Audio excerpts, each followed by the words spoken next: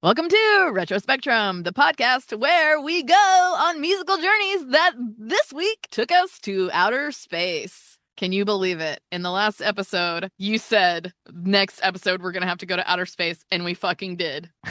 We hitched a ride on the mothership. With P-Funk, baby! Honestly, this week is a little complicated with what we listen to and who we listen to. I think we could consider it the P-Funk Collective. It's Parliament Funkadelic. And man, this was a wide-ranging conversation and musical journey as well. And so many things got left out. This might be the longest episode we've ever done. And even though it is, we still left so much out. For this episode, we listened to at least 24 albums, was the main studio albums. 14 for Funkadelic and 10 for Parliament. And then I think you even went further and listened to some solo albums and spin-off bands and that sort of thing. So I listened to all Georgia's solo albums. So this wasn't just the longest episode we've done. I think this was the most albums we've listened to. Oh, I didn't even think of that. The bands, as far as we're dealing with them, started releasing albums in 1970. They did the bulk of their work between 1970 and 1982-ish, and then took a decades-long break while George Clinton was doing his solo stuff, and then released two of their newest albums in 2014 and 2018. So most of this is going to center around the stuff that happened in the 70s, but we did touch on those newer albums. Well, and he even started in the 50s or something too, right? So it even spans back that far. Key members of these acts that we kind of really focus most of our conversation on. The big one is going to be George Clinton. He is kind of the ringleader of the whole operation. It all centers around him. We also talk a lot about Bootsy Collins, who was the bass player in Parliament and Funkadelic, but he originally played with James Brown before he joined these bands. So it was a little more straight-laced, I think, playing with James Brown, and then really let his freak flag fly once he hooked up with George Clinton. So those are two names that we'll use a lot. There were a lot more names of people that were involved in the collective,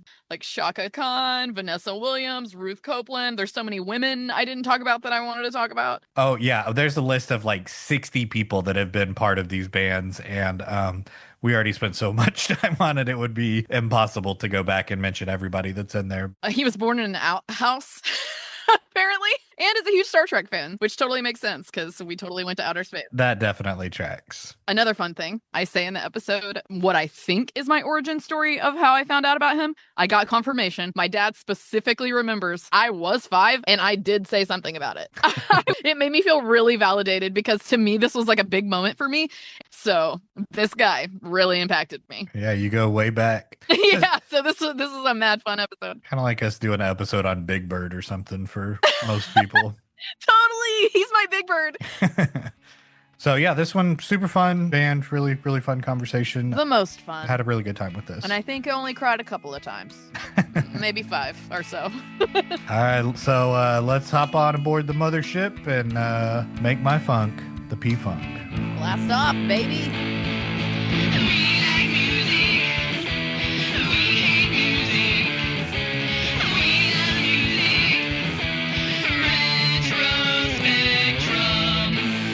I'm telling you right now, I feel like this is going to be like a 2-hour episode.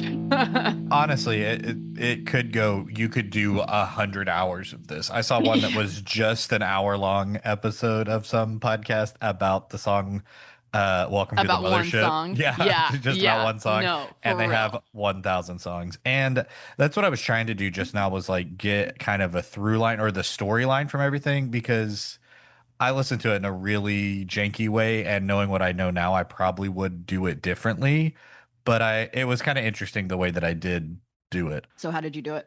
I started with Parliament, who I thought was like the main line band. That's kind of why I started with them, because I thought like Funkadelic's more of the backing band, so maybe it would be a little bit more like supportive of Parliament's work. And I kind of, after listening to it, feel like it's the other way around, or at least maybe chronologically is the way I feel that way, because Funkadelic did a lot more stuff earlier than Parliament did. Well, actually, Parliament was first. Sure. Yes. Yeah. Like originally first, but when they started with the whole P-Funk collective and it like became what it is, Funkadelic had 3 or 4 years ahead of Parliament. Funkadelic was a turning point. Right. Exactly. So when Parliament came back in like full force, it had already been going for a while. But the thing is, it's the exact same band.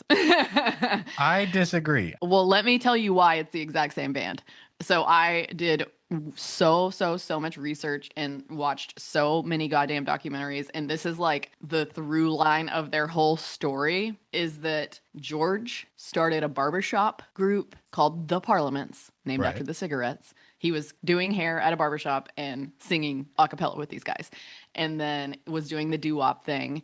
They got signed, and then they were too similar to like the Temptations and all the other Motown shit. So then they basically wouldn't put out any of their shit. And so then they signed to a different label, put out one song, got a hit, and then they were on that label. And then they were tied up in that label, but wanted to do other stuff. So that's when they changed their name to Funkadelic, but it was literally the exact same band. The Parliament's Barbershop Band was a different band than Parliament. Parliament was where we started bringing in some of the other guys. And then Funkadelic, they just had to change their name because of legal issues. And so then when they finally got the Parliament's name, the rights to that back, they became Parliament Funkadelic. But in reality, that band, the Parliaments, I will say, is a slightly different thing. That was like the beginning section. But then when it became Parliament, and then we go to Funkadelic, and then we go to Brides of Funkenstein, and Bootsy's band, and The rubber band. Parlette, and yes, and all those were all actually the same people this whole time. It's a whole collective of the majority of like 15 or so of the same core people were in all of the outside branch off bands. And so it's kind of confusing in that way because it kind of is like it all is one band because it all sounds very similar too. Like it's all the same genre that they're kind of like creating a new fucking genre. And it's all within that. And it's all the same people and they're all doing it together. And they put all this shit out on a bunch of different labels because they were trying to diversify to see if they could maximize how much money the collective made, basically. And so that was why they did all these different groups and offshoots and went on a bunch of different labels because they were trying to like basically trick the system. If like Parliament and Funkadelic are both on the same label, they're not going to put out. Yeah, they're not going to pay both of you. They'll just pay you once. Exactly. They're going to pick one or the other kind of a thing. So they just went to a bunch of different labels and tried to spread out to try and maximize their money potential. But unfortunately, the labels were fucking them over the whole time. And then George was not good at business. And so Right. he was fucking a bunch of people over with money. And a lot of it, I think, was potentially not on purpose. I'm kind of going to try to give him the benefit of the doubt there because there's so much. A lot of people say like he wasn't paying us. He was giving us drugs instead of money, that type of shit, like got us hooked on drugs and all that. But what he says is that the label was fucking him over and he didn't realize exactly what was going on. And so I can kind of see both sides of that. Like I can see where everybody is coming from. I'm sure there's truth to both halves. It to me is really similar with what happened with Sly was like who's in charge of your masters and how much control do you retain versus and when you mix they're doing a lot of drugs on top of all that and you see I'm sure the See, that's record the thing. executives weren't doing a bunch of psychedelics and then signing contracts and stuff. They had Exactly. lawyers And and when you're a creative and you're doing drugs and you're focusing on the creativity aspect of it, it's really hard to bring in that business element. I struggle with that a lot. I suck at business because I'm a fucking artist. And another thing that happened is a lot of signatures got forged. So there was a lot of fuckery going on. yeah, in pretty much every direction. I agree with everything that you said. Logistically, it is the same people and a ton of the same musicians and a rotating cast, but it's like the Wrecking Crew or the like the Muscle Shoals studio bands where it was the same guys playing in a bunch of different albums, but those albums all had different, it was under different bands and they would have like a different lead singer and it would be like that singer's album. Even though it is the same people, I would argue that even within Parliament and Funkadelic, who I think are the closest tied together, they are still different bands because they have different goals and they sound different. I think you can tell the difference listening to a Funkadelic record versus listening to a Parliament record. I think their like sonic intention wasn't the same for both bands. Even though it was the same players on both bands, they are different bands because they play different music. Like I think Funkadelic does a different thing than Parliament does. See, just see Funkadelic as a growth of Parliament. Like I just see it as, well, first of all, they say it's the same band, so I'm saying it's the same band. So in my eyes, it's like, you know, how a lot of bands, like the whole point of this podcast is to kind of see how bands progress. And in my eyes, this is a great example of that because they do progress over time. And one big thing about George I found out in all these documentaries is he is constantly paying attention to what's coming next, what's the new sound. He's really on the pulse of like trying new shit and stuff. So I Yeah. think that's a big part of why it like changes so much too. And I don't even think it changes that much, quite frankly. I mean, it goes from doo-wop to this crazy funk shit to like towards the end it gets really rap and like there's some auto-tune in there, which I'm not crazy about. But I mean, it's all it's all good though for the most part. So the Funkadelic band came out of, like you said, they couldn't use the name Parliament anymore because there was the record label they were on got bought by somebody else and they couldn't use that name. And so it was pretty much instead of using that name, let's just call ourselves something else and we'll kind of do a new sound and have the same players. But the Funkadelic band was the backing band for the Parliament's doo-wop. Yeah. And so the musicians on it were the musicians from the Parliaments, but like to me it kind of shifts the focus from it being like a vocal doo-wop group to the music becomes the forefront and like the style and genre changes so much that Hmm. the goal of it is different. And a lot of the Funkadelic stuff doesn't have as much. I mean, later on, the last 3 or 4 albums, it all is kind of crossovery.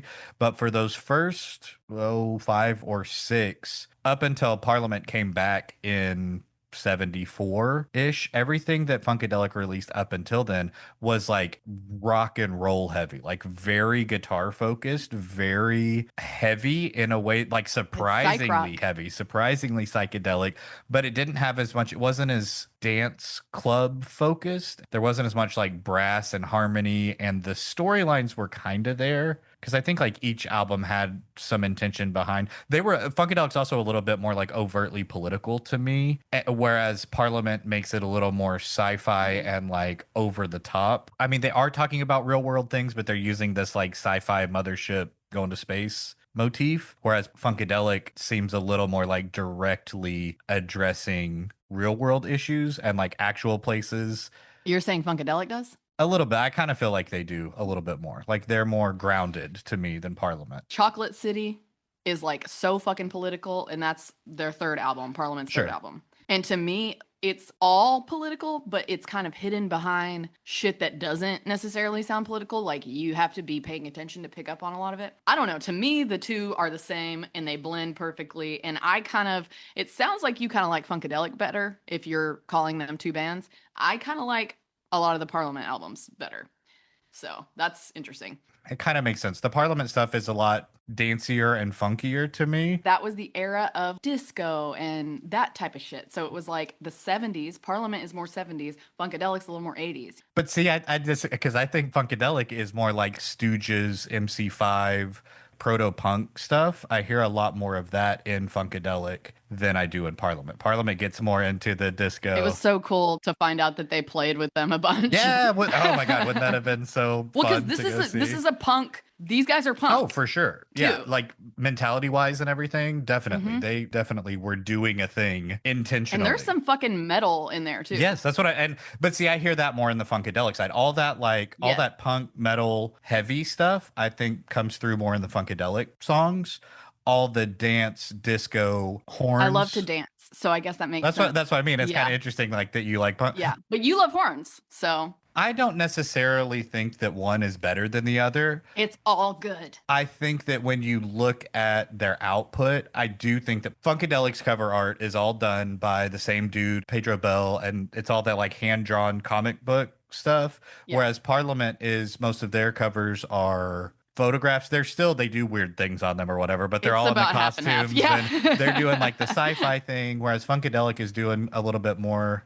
I don't know. I just there's so much crossover. Like I understand what you mean when you say they're the same band. It literally is the same band. But I think if you played a song, it would be easy to tell, okay, this is a Parliament song, this is a Funkadelic song. Like I think I don't know if it would be easy for me. I kind of like when you were playing something the other day and I was like, that's a Funkadelic track before I had listened to Yeah, you everything. were doing it. Because Yeah, you were that's what doing I mean. it. Like I can tell it's the same people playing, but they're playing different things. It's just a different era of their whatever. Yes. And then when they do it live, it's all a big mismatch and they'll come like they'll do some of my this and some of that. God. And okay, clearly this is going to be a wide-ranging conversation. I know we didn't even like do any kind I of know, intro, and we like haven't chit talked chat to or each other anything. for about this for the 2 weeks or whatever we've been listening to it. So I know. let's take it way back. What is your History with the band.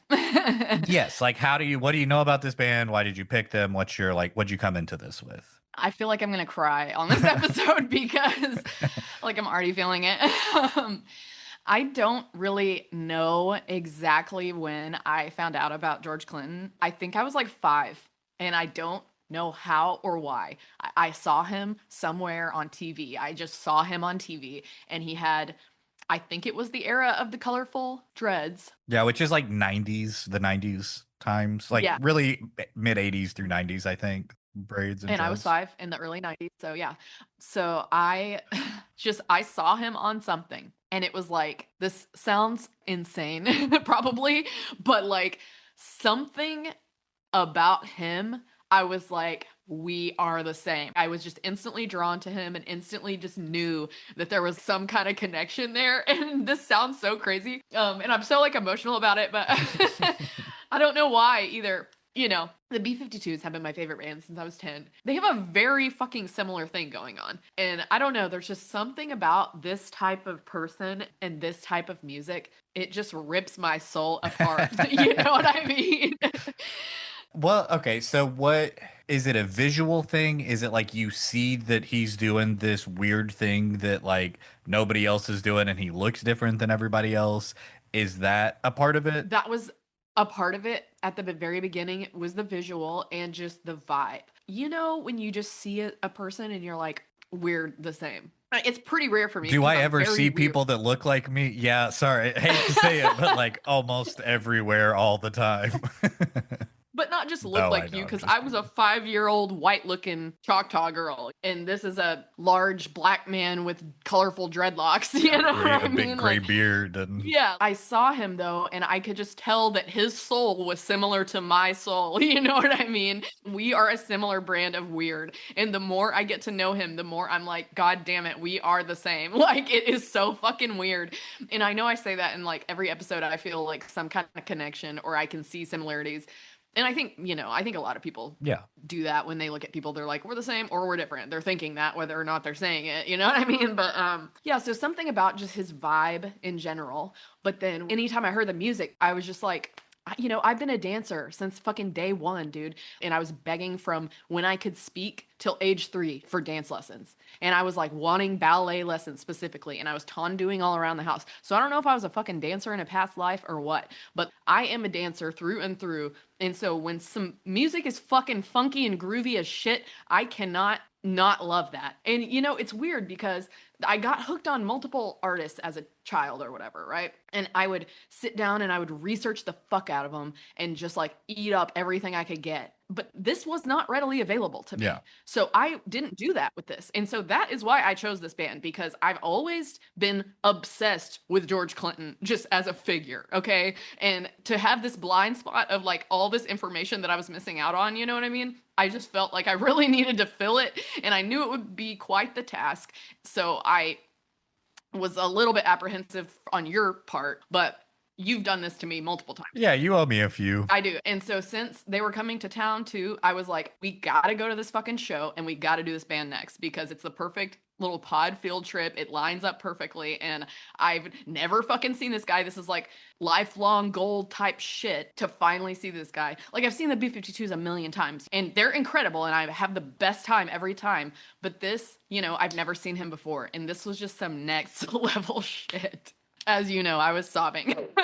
Yeah, he's in his mid 80s now, so it really was kind of like, and they've retired from touring 2 or 3 times. They said in 2019 they Yeah. weren't going to do it, then 2022 they said they weren't going to do it. In 2018 and 2019, he was having some health issues, and then COVID happened. And so they decided to retire. But then after the break of COVID, he was like, I feel great now. He's been off drugs for a really long time, like decades. Yeah. And you know what? All of these motherfuckers that did all these drugs, they held up so goddamn well physically and mentally. They're so coherent on these interviews and shit. I was super surprised by that. Yeah, I mean they did, except for the ones who didn't, and they're probably not interviewing the ones who aren't coherent and can't Well, a lot of them are dead, and those are Or the they ones that died. didn't Yeah, hold up there as there were well. some Yeah. ones that didn't make it out of the 70s, and there were a couple of like they did their first album, and then like three or four dudes left the band because it was like we're doing too many drugs. We're one dude they said pretty much fried his brain, taking a bunch of LSD, and was never the same after that. That does Yeah, happen. and so he was only on one album, so I think there's probably a trail of those. Oh, for sure. And like a lot of the people that died, it was like stuff that might have been caused by, excessive drug use or something. Yeah, or just the situations you find yourself in when you're doing a lot of drugs too. I'm pretty sure one guy had like an aneurysm. Somebody had an aneurysm. Somebody had a stroke. There's like a few different things like that that drugs exacerbate. But George Clinton has held up incredibly well. There is a period when, in a lot of the retrospectives and like documentaries and stuff, you can tell if they're interviewing him in the 80s, like the mid to late 80s to the mid He's less 90s, coherent. he wasn't, Yeah. yes, he wasn't as coherent. He kind of looked rough. He kind of like rambled and didn't make as much sense. But really anything past that, really anything past 2000, he looked pretty good. And they just released this documentary, We Want the Funk, this year. And it has, I don't know if the interviews were recorded this year, but they were clearly more recent. And he looks and sounds Yeah. great. Like he gives very thoughtful, very relevant, And to be like, a man in his 80s that did so many drugs, it's not like he's the picture of health, oh, I'm sure he's not, but but he's holding up like, and Bootsy held up. I'm just impressed by the mental capacity of all these dudes, like, and the women too. it makes me more sad about Sly because he wasn't that lucky. He kind of went through the same phase and him and George Clinton were like BFFs and did a lot of the same stuff together, and it really kind of burned Sly Yeah. out. I think a lot more intensely Mhm. than what happened. Like it kind of feels like they both did all this stuff and then Sly never recovered and George Clinton did, and that to me is kind of sad that they weren't able to both get it back together later in life. You think it's just genetics, Who knows? or that Sly didn't quit drugs? Maybe. Maybe that, maybe he did more of worse Yeah. stuff. Maybe, Yeah, because it seems like these guys were way more on about the psychedelics, which I can get down with. but I mean, there's stories in Sly's book of him smoking crack with George Clinton in a parking lot and stuff. They Like, did do a lot of crack. yeah. So, and I'm glad that George Clinton was able to recover and sad that Sly wasn't.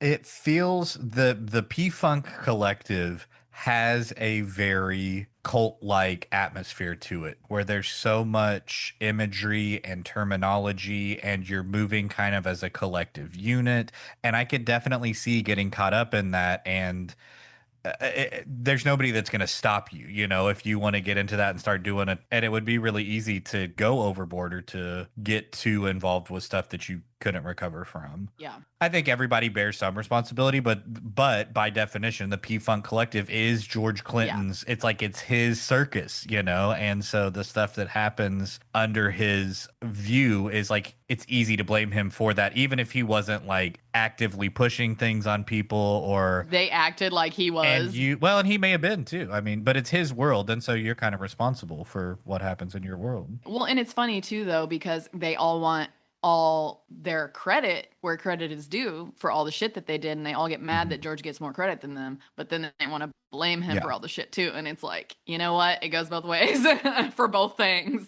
And I think that's the eternal, balance between The that thing sort of is, stuff. all of them still talk, even though they have had falling outs and fights and like left the band. All the guys that left the band still will come back and do shows, the living ones will still come back and do shows when they're in town, kind of a thing. They still are friends with him and they still love him, and they all call each other family, even though they all have had bad things with each other, in the past. The only thing that felt not congenial as far as them splitting up was in the late 70s, the original Parliament singers, 3 of the 4 of them left the group because they were bringing in so many new people and they kind of felt pushed out and it was going in a different direction. And also, they're probably 10 years older than everybody else. And so they left and then did the Who is a Funkadelic? Well, Connections, it was called Connections, Disconnections, and then it was relabeled later as Who is a Funkadelic. And it's the one like Funkadelic or Parliament album that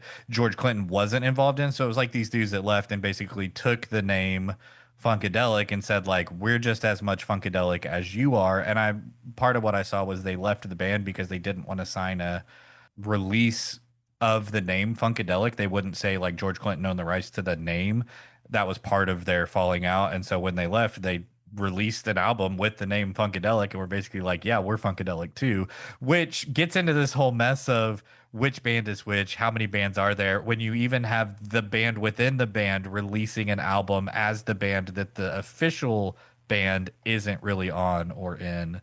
So it got really muddy, especially the more connected, the more people that got involved and stuff. It's a really weird ball of It connections. is just a music collective straight up that has all these Yeah. different branches and stuff, that has over 50 different artists that have been involved at one point or another. So it Yeah. is confusing, and I knew that this would be, it's kind of similar to when we did Fats Domino, there's so much. And then, when you think about people like Fats Domino or like, Patsy Cline or whatever, it's not like they necessarily have the same people playing with them all the time. You know what I mean? It's like a backing band and they're the lead Right. guy kind of a thing. And so that's why I toyed with like, do we do all of it? Do we do George Clinton too? Which I did, but you didn't.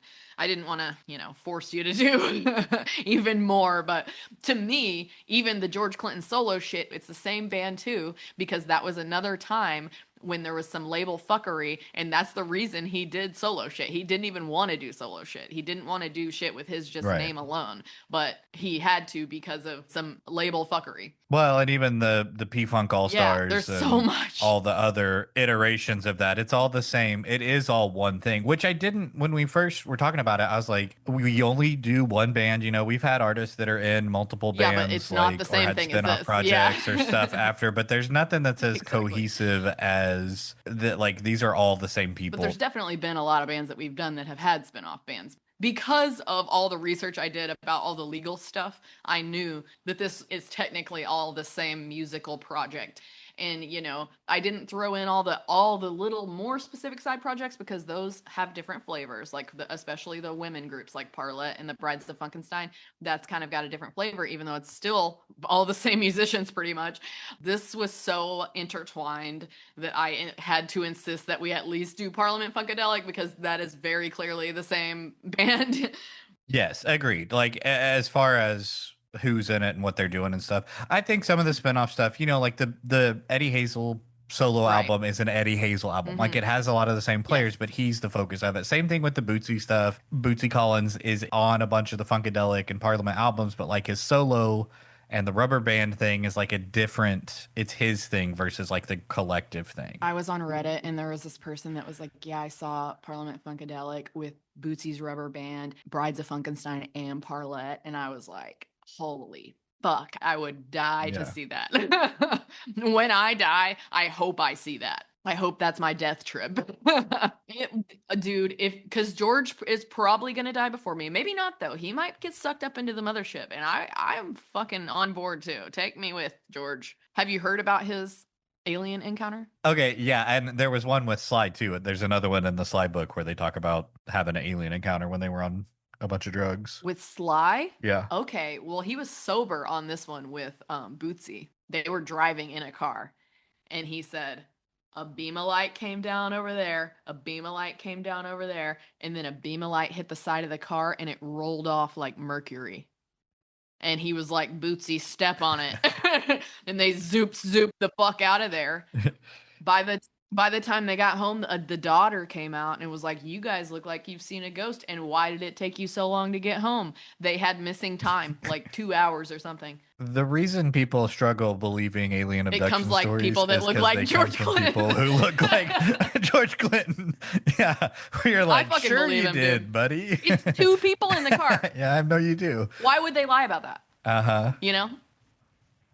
I fucking believe it.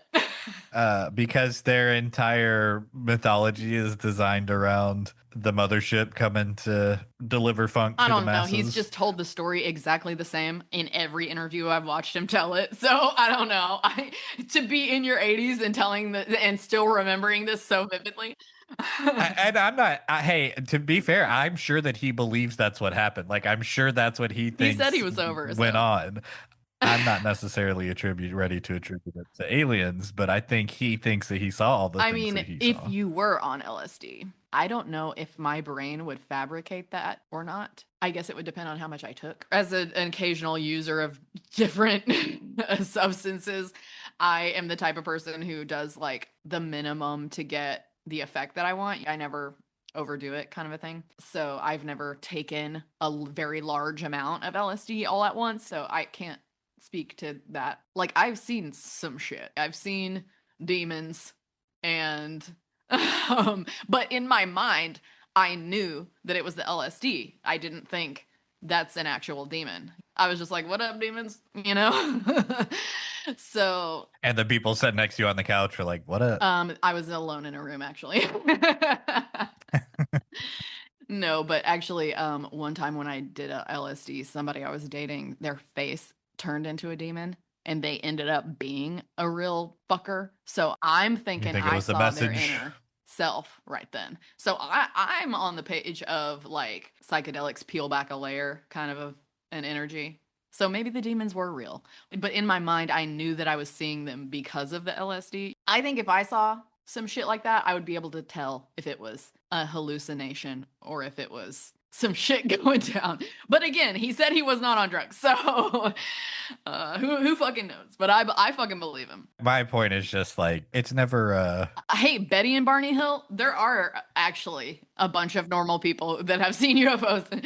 I know I But was just yeah, making a no, joke because it's of hilarious. course George Yeah, Clinton and thinks he it's very saw on brand for aliens. sure. Well, I know we're so all over the place, and the whole thing is so There's no way not to be. There's the only way that we can talk about it in any sort of structure is like chronologically through the albums, if you want to go that way. I wrote notes on a bunch of them. It's a mess and it's messy and there's so much stuff and there's so many people that came in and out on each albums or like played here but didn't play there or I don't know. It's going to be really hard to get all the details right just because there are so many moving parts to everything. But I do think there are some things worth noting within their Yeah. discography if you want to take it that direction. Well, first, do you have a history with them? Okay, so George Clinton to me was like kind of a cartoon character, which I felt kind of bad about initially when we started doing this. Is like I've never really thought of him as a No, that's kind of what he real wants to human be. being. I know, but like, yeah, after going through it, it's like, okay, no, that's fine. That's kind of what he was going Well, for. he said that like becoming a character kind of makes you more timeless too. That was kind of his goal because he was like people age, but characters don't. I think probably what my introduction to them would have been was Good Burger. So And classic. the dance scene in the psych ward during that movie. And I don't think you kind of see him, and it is similar to your reaction. I don't think I connected with it as much, but you see it and you're like, Wow. what is going Yeah. on? What's like, what is this guy? What's happening? What? But he kind of was like a live mascot in a way. He is larger than life. He's bright colored. He's goofy and weird and funny. And that was really like the only amount of thought I put into him. I never really looked into him in particular as a musician. I, after doing the Sly stuff, kind of had a better picture of him and how he interacted with like funk and where he took it and that sort of thing. I had listened to both Parliament and Funkadelic, probably Maggot Brain more than anything else. I'd listened to that album a bunch, but have never done it in a way that like tried to put it in any place in space or time. I knew that Parliament did the big costumes and like they had a weird stage show and stuff, but didn't know what it was or what the point of it was. And even when you recommended these, didn't really realize they were the same entity. Yeah, you gave a lot of pushback. Well, because of 25 albums. I knew that they had been sampled, like, because, you know, we talked about some of the 90s hip hop and stuff and some of the sampling. And so I knew that, like, a lot of, mostly around the, like, Sly Stone stuff that was used, but I knew kind of Parliament and George Clinton fell into that area also. And I knew Bootsy Collins. So, like, I knew some of the people that were in the Big names. collective or like Yeah. in the sphere of it, but hadn't really given any of them like any focused attention. And now that I have, it's like you look at this little area of it's kind of like a fractal, you know, where you zoom in and it's like, oh wait, there's more, and then you zoom in over here and it's like, oh, there's just as much over here, Totally. and then you go look over here and it like it never ends and it Uh-huh. never really has ended. Like even though we stopped or most of their output stops in the early 80s of these two groups specifically, there's so much that ties in after that with George Clinton solo stuff, and then you get into sampling, and then you get into them like kind of coming back around in the 90s and then performing again, and then even up until releasing new music and what they're doing. And it goes backwards the same way. You know, you can go from them to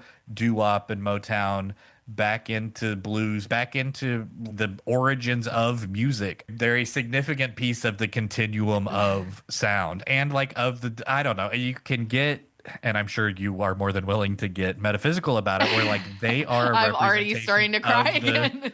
the like development of humanity. And I think they have it's similar to the thing with Sly, like their idea of like unity and everybody coming together. And the thing that's going to bring everybody together It's is fun, music baby. and sound. And yeah, but not funk as like a recorded element, funk as like a A idea and a life. feeling and a Yeah. lifestyle and a mythology where the music is not music is the outpouring of the thing that connects us all. Yes. And it's not, you're not making the music to sell it. They were or whatever, but like really, I think their message is we are vessels for this thing that has existed since civilization has existed. And this is what it looks like now from our perspective in a almost off-puttingly unfiltered way. Like they are trying to reduce the barrier between whatever is sending us the sound to it being shown to you. Yes. It's almost too much. But you know what I mean? Like it's not. It's raw as fuck. Yes, yeah, it's not about them as individuals, and I think they reach a point in like their live shows and their recordings, and you get into the details where it falls apart with contract negotiations and money and like the practical side of it. But I think at its best, it is, I don't know, The it's fucking movement. yeah, it's a movement and like a manifestation of this ethereal concept that speaks to people in a way that is hard to articulate. It's hard to put into It words. really is. But you hear this music or you see this music or you're at the show, and I'm not a dance person. Like that's not a way that like express how I'm connecting with things or whatever. But you can't listen to this music and not groove or bop or dance. I don't know, and it just makes a bubble and this environment where you can be as much as you want to be. You can be as weird as you want to be, or you can be as out there or as like funky as you want to be. Yes. And they go so far past the line of like Yes. what is normal and Fucking acceptable wearing a that it, diaper on yeah, stage. or Like, not wearing a diaper, exactly. like wearing a Nude. sheet and Yeah. nothing else, that it's like they've gone so far past it that anything you could even possibly think of doing is not going to be as far out there as what they did. And so it makes this like it pushes the boundary so far out that it gives people more space to be whatever they want to be and to join the party at whatever level or place works for them. You're really hitting on something that is a real connection for me because I dance as a stem and it just comes naturally to me. Like I'm a dancer, but a lot of it is because I'm stimming and like I stim with my hands. And during the show, I couldn't control my hands. I don't know if you noticed Yes. it, but my hands were like going the fuck to town the whole time. And I was like trying to keep it contained in front of me because I didn't want to bother people around me. Although this show specifically is the most open and comfortable environment. First of all, it was all like black people and natives in the crowd. Like we were sitting right next to some other Choctaws. Like, In the balcony, it was not that way down on the floor. I don't know if you saw. well, the vibe I was getting was black and native. And older too. Yes, and like older and like just a chill energy, not giving a fuck, Yeah, and just having like a good an time. accepting vibe. Yes.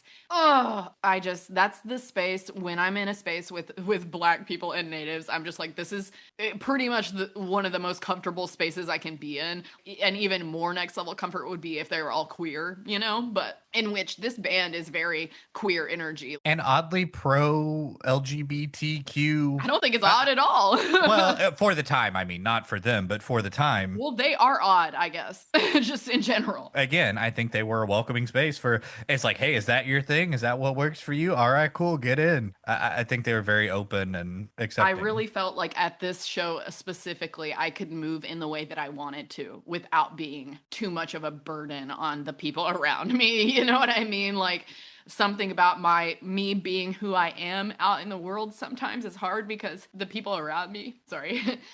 I'm very weird and I'm very like you were saying like movement is not how you express yourself. It is very much I have a hard time being still and acting normal um like all the Yeah. time pretty much. And so, you know, just the spaces where I feel like I can be myself are very, very few. And so going to something like this, it's just a lot. I mean, I like you said, it's this whole shebang is like basically indescribable. Like it's so hard to find the words to express this band and the experience of the live show. Like, how long ago did we see them? 2 weeks. Right. So it's been 2 weeks, and this whole 2 weeks, I've been trying to find the words to express that experience, and I am failing so far because other than it just being like a lifelong goal and me loving this music and just connecting so much to the people and the vibe and the energy, and it was such an overwhelming experience during Maggot Brain. I just lost my goddamn mind. I was sobbing, sobbing into my fucking. I couldn't even look at them. I was just folded over in my seat, sobbing into my goddamn $40 t-shirt, just snotting all in it. Worst merch of any live show I've ever been to. I do have to say, I was really bummed about that, but that was like, y'all could have tried a little. You could have given me a little bit more. They didn't even have like very many sizes. No. I got like a But I also think it was end of the tour. Yeah.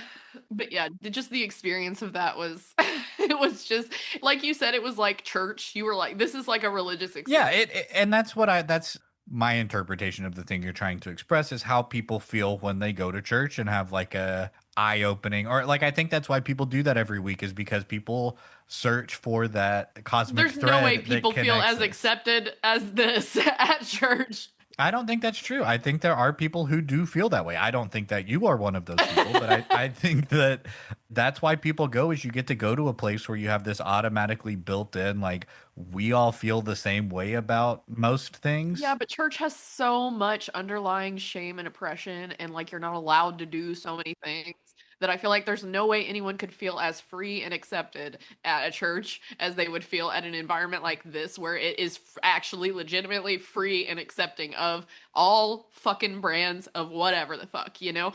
They were basically praising God at one point, you know what I mean? Like, Yeah. it turns yeah. into a church, you know, and like a Yeah. lot of those people are religious. Even the church assholes would be accepted in this environment, but in the church environment it is not the case. If you think about like gospel music and stuff like that, like that's kind of more the attitude that I'm thinking of, not like a repressive, like, Just the musical aspect of it. well, not necessarily even that, but I think there is a connected thread. I'm envisioning kids crying at church camp. Yes, very much that. Very much like a praise and worship sort of thing. Not Yeah. that this is that type of music, but it's not that far removed from gospel, and I do think there is a thread between the way that gospel music makes you feel Definitely. and what they did with funk music. I think it's all I'm going to say this, and I don't mean it to be negative. It's emotionally manipulative because music is an easy way to emotionally manipulate large groups of people.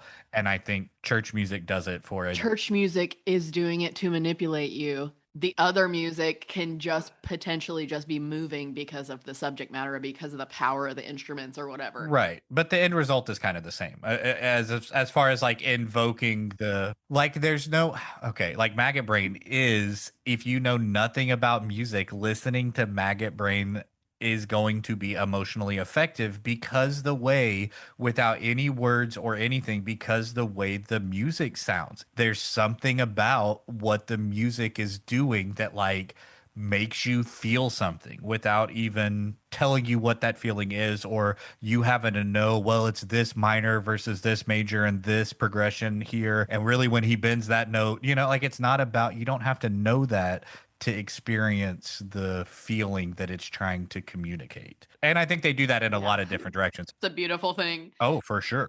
It is. It's in the fun and happy direction too. They do all across the board, all the different fucking emotions, all the different vibes, all the different messages. Like, this band is so good. I can't get over that we finally saw them, and I think I'm gonna have to see them at least 5 more times before I can actually process what the fuck I experienced because that was just some next level shit. Like one of the top, by far, best shows I've ever been to. Like top 5, maybe top 3. Like mind-blowing shit. Yeah. Like, okay, I saw Ringo Starr and his all-star band, and that fucking blew my mind because that was a lot of like guy from Toto, a guy from, it had a fucking Edgar Winter. He's a figure in my mind that's similar to George Clinton. Actually, I'm like similarly into them, and we were similarly vibing. I feel like they would vibe with each other. But that was an incredible, incredible show. A lot of jamming, a lot of long, like horn solos and shit, kind of in a similar way. But this is just so next level with message and energy, and the people. Oh my God, just the vibe that they can create is just fucking immaculate. And I can't get over it. You'll never be the same. I will never forget this. Yeah, no, for real. Like, I know that you were not probably experiencing it on the deep ass fuck level that I was, but what was your did you feel, did it make you Oh, feel things? yeah, I am also human. Yeah. Yeah, for sure. Well, so when he was going in the studio to play that for Maggot Brain, George said, "Play it as if your mom just died." Yeah. And that's why it's so fucking sad. And apparently the whole thing is inspired by like one of his brothers dying or something. Somebody's brother dying. Yeah, I saw that with the name Maggot Brain was, but that was, so it's Eddie Hazel, and it has gone down as one of the greatest guitar solos of all time. And they were It's incredible. on the album Maggot Brain. They had just done their first two Funkadelic albums. Man, they released so much music so fast. Yeah.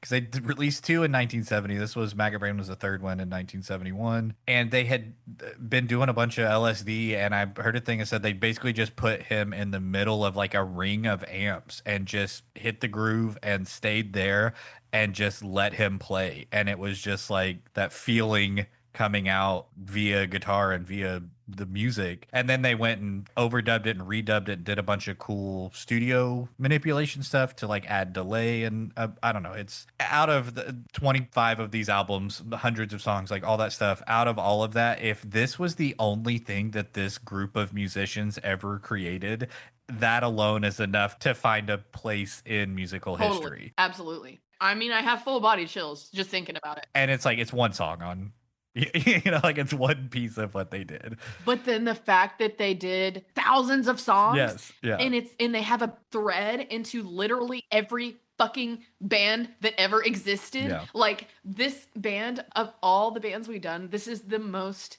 influential, probably. This is probably the biggest hub of all the bands that we've done, because the way that they influenced so many people, and with the sampling, they changed the world big time with music. Like, they changed the musical landscape forever, and it will never be the same because of them. If they hadn't existed, I don't know what music would sound like now, because they are the base of like everything. Well, see, I do agree, just especially because they had so many musicians involved. But I also like looking at the continuum, think about Sly, who was a couple of years ahead of not necessarily what George Clinton was making music, but like when he was making music, but what Funkadelic and Parliament were trying to do, I think was influenced so heavily by what Sly and the Family Stone did, and kind of like that avenue. And then you can't have any of that without having what James Brown was doing a decade or so before. Well, and a lot of the guys in this band are from James's band. Bootsy, and then the horn group, the Horny three Horns. guys from James's band. And so many of James Brown's players come into play with George Clinton, you know, a decade later. So it's like they did do a thing, but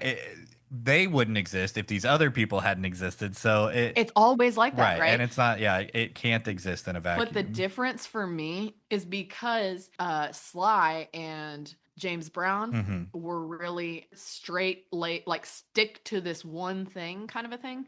Like, all the guys who came from those bands, or like if they would jam with them, like, okay, a lot of the girls came from Sly's band. So they took guy musicians from James, girl singers from Sly, and put them in Parliament. Yeah. Bootsy got fired from James Brown's band because James was so strict. And George was like, play what you feel. And that was like the root kind of came from these two other bands being kind of smashed together to start the whole thing in a way. Plus George from his, you know, doo-wop, and George being like the band leader, orchestrator of the whole shebang. He's basically the director of this musical movement, which is just incredible and mind-blowing. And he's the type of person who we've talked a lot about, like, people playing instruments or not? Does it make them a musician? Blah, blah, blah, all that type of shit. He's one of those people where it's like he's not playing instruments. He's making sounds with his mouth and telling them what to do, kind of a thing. Kind of like Spice Girls energy. He's mostly just an idea guy. I relate to that heavily because I am such an idea guy, but I've never taken the time to like hone specific skills because I'm so nebulous in the way that I am. And this is like how I connect to George so fucking heavily too. It's like he's so fucking all over the place, but he found a way to make it work for him in the best way possible. People called him the funk referee of the studio, which totally makes sense. And that's kind of how he was on stage too. It's the circus like ringleader situation. Totally, That's dude, what it totally. feels like. It's like, now we have this going on. And next up is this. And Did you see him on stage? He would randomly tap on people to either start or stop. yeah, Yeah, I thought that was cool. it's And like a then- conductor kind of. Exactly. Like I saw him walk up and tap on a guy's shoulder that was like railing out on the guitar or whatever. Like, wrap it up. Yeah, exactly. Although they weren't that concerned with wrapping it up. There was one point where we had listened to 3 songs and it had been 35 minutes or something like that. And they had played Yeah. 3 songs. They'll which- go for one song for that long. I yeah, mean, shit. yeah. They would go longer if you let them. I am unclear on what song they started with because we were a little bit late. And I know that they played Not Just Knee Deep for at least 15, 20 minutes. And so that might have been the song they started on because we got in at the tail end of it and we got in at like 8:19 and the show supposedly started at 8. Yeah, even though we got it, we missed 20 minutes of the show. We maybe missed one song. Yeah, and not even the whole song because we got the tail end. It sucks that we missed that song because this is one of the best ones. But anyway, what I was saying about how it's different to me from all the other influential shit is that all the people who came from those other 2 bands were saying that you had to do it a certain way every time, same every time. They were still trying to conform more, I personally think, for like a white audience, Sure. is my assumption. And so when all the people came over and started hanging with George was like, fucking do whatever you want. Make weird sounds. Go for it. I don't care. You know, he was like a very much experimental, do whatever you want kind of guy. And I think it takes that experimental energy to really branch off into all the shit that it branched off into. Like, I feel like this is the most, like we did like, you know, Tribe, and they like had all these music collectives surrounding them. And like the Beastie Boys had a lot of shit surrounding them. But like this one specifically ties into all that. Yeah. And pretty much everything else. To me, this is like the base of all today's music. Like, he took what was the base at the time and made the new base. Kind of reset the sonic landscape. Yes, and then like the newer albums, the newest Parliament album and the 2 newest Funkadelic albums are like way more rap. There's auto-tune happening. Like, it's way more like more similar to some shit that's happening in the popular culture right now in rap and hip hop and stuff. I mean, this band like had a huge hand in shaping hip hop, period. Oh, for sure. From the sampling alone. It's fucking mind-blowing. And then just all the artists that are inspired by them. Like, it's not just rappers and like funk people that are inspired by them. It's tons of rock bands. You know what I mean? Like, it's crazy how many bands they had a hand in doing something with, because George produced a lot of shit too. Like, he produced for the Red Hot Chili Peppers. Like, they're all over the fucking place. Like, Flea was hugely inspired by Bootsy, and Flea is one of the best bass players of all time, and so is Bootsy. Who were inspired by Larry Graham too. You know, like exactly. Yeah. You know, who was probably inspired by Bootsy, who was playing with James Brown. Like, so it's this self-referential thing that I don't know, it kind of feeds itself to become this new thing. Talking about the rock stuff, I think that gets underplayed, where you think of them mostly just as like a funk group. But dude, so much of what Funkadelic did for the first half of the 70s was heavier than what most like heavy, like Black Sabbath or whatever. Like, Funkadelic wrote stuff that was heavier than anything Black Sabbath wrote, and like darker and more intense, and their guitar tones. And that was the most surprising, how rock guitar focused it was. They were very into Jimi Hendrix, which is so sick too, because I love that shit. I want to see where that went and what that turned into next. Well, it was all within like in the 80s and shit too. So it is very similar. That's what I mean, like where it went in the 80s after the 70s sound. I think you'll like George Clinton's solo albums or whatever, which are not solo, but they're under his name. You know what I mean? Right. Because it's good shit. And then a lot of these, like, he collaborated a lot with Prince. Yeah, that was where I was trying to go, was Prince is like the next. Yes. Prince was so fucking influenced by these guys. He was like obsessed with them too. When I was listening to Parliament, and I got to the song Sexy Ways, I was like, this is Prince right here. It's so very Prince. And it came out the same year as Prince's fucking, what is that album where it's just his face, side profile, and it's like a super sexy album. I want to say it's Erotica, but that's Madonna. But it's a similar album cover as the Madonna album cover. I don't know that much about Prince. I'm looking it up really quick. Oh, see, Prince looms large in my childhood as well.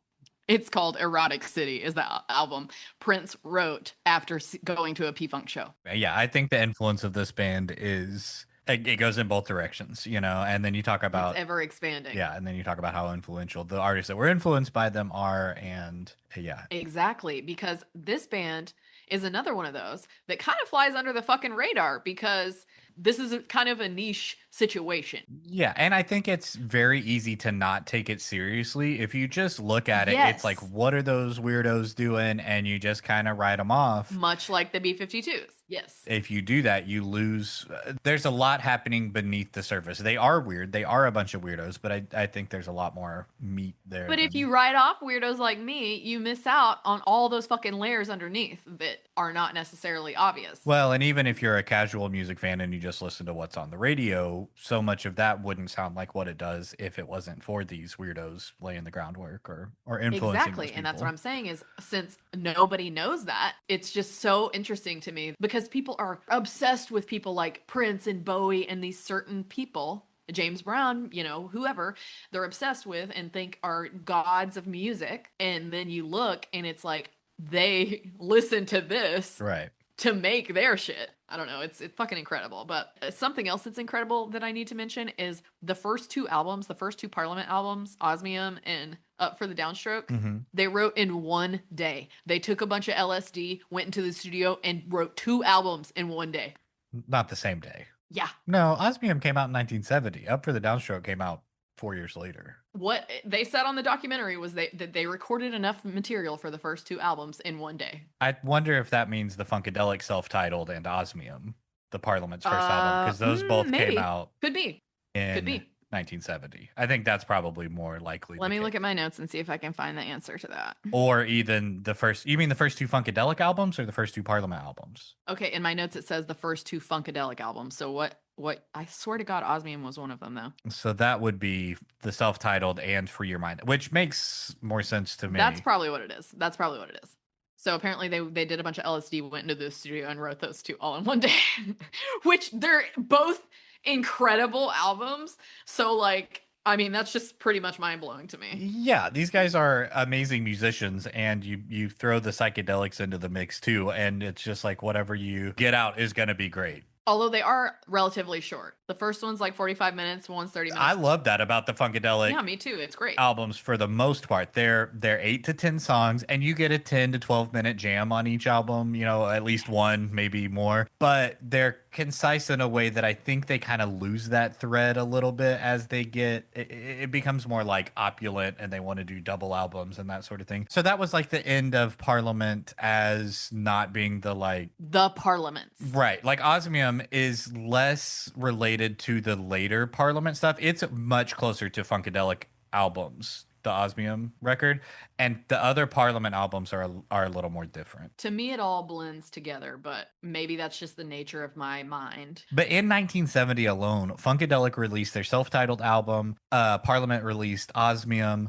Funkadelic also released Free Your Mind and Your Ass Will Follow. So that's 3 albums by this same group of musicians, all released in 1 year. Just the rate that they were putting out music, it's a good thing they did 2 bands. Otherwise, it was like you only have 3 months between albums if you're trying to keep up with, you know, everything they're putting out. But like, so after that, after 1970, Parliament didn't release any more albums until 1974. And so between that Osmium album and the next Parliament album, Funkadelic released 3, like Maggot Brain's the 3rd album. And that to me is like, now we're doing it. The first 2 Funkadelic albums are kind of that, let's just take some LSD and record some stuff and whatever comes out, comes out. Maggot Brain feels a little more consistent and like on message than a lot of the other stuff does. But then they do America Eats Its Young, which was recorded in Toronto, oddly. It wasn't recorded in the US. It is a double album. It is really long and there is a lot of stuff happening on there.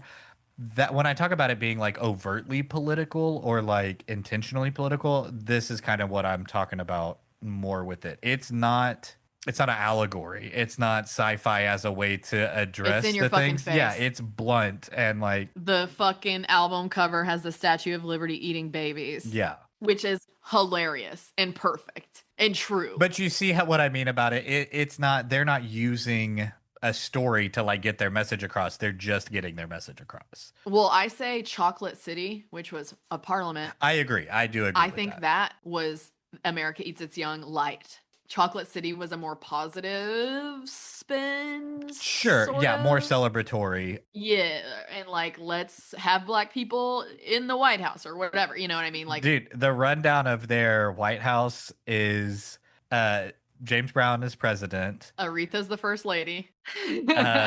Richard Pryor is Secretary of Education. Is that Yes. right? Yeah. Yeah, it was It was I primo, love that dude. album. And I love that song Yeah. on that album of just like Yes. but you're right. I do think it felt like much more celebratory. And then America Eats Its Young is a little more in your face. Yeah. Fuck this shit. I really liked the song If You Don't Like the Effects, Don't Produce the Cause. Every time they would sing that, I'm like, yeah. But see, that's the real shit. Like that is Yeah. it's not the same as Dr. Funkenstein is trying to fight, the nose or whatever, that Parliament used all these characters and big stage product Yeah. like operatic sort of stuff. Funkadelic's just saying it outright. We Hurt Too was a beautiful, bring you to tears 50s sounding ballad. In all of his work, all the way to the very fucking end, there's still some of that doo-wop shit in there. Mm-hmm. There's still some of that, all the shit that he was influenced by over the years. I think it shows up in all of the shit forever till the new stuff. And also, did you notice Loose Booty? Yeah. Is that on America Eats Its Young? Yes, and it's way more specific to dancing and shaking your Yeah. ass and asses Yeah. than Sly's version was. Sly's was a little more mysterious and we were trying to figure out the meaning of it. But this one is a little more straightforward, I feel like. As far as I know, there's no Shadrach references No, I'm pretty sure there Are isn't there? the Shadrach. Okay. Hold on, knew I think I wrote I this knew down. Loose Booty was a connection. I didn't know if we found the Shadrach. What the fuck is up with this Shadrach shit? Hold on. Oh, okay. I found it. The Shadrach shit. But it's on the album By Way of the Drum. I'm pretty sure it's on the song By Way of the Drum. Okay, hang on. Can we go linearly to get there? Sure.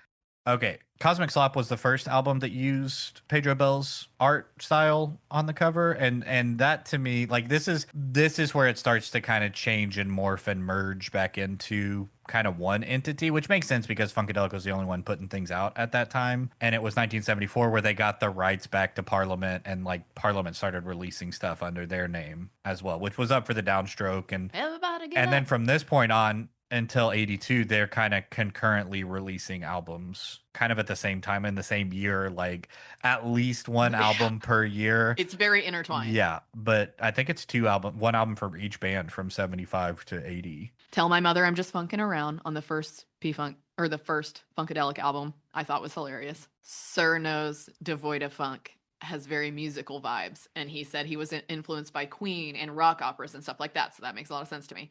And then I started noticing a lot of songs that are being sampled, like Can You Get to That is sampled in that Real Sleigh Bells song.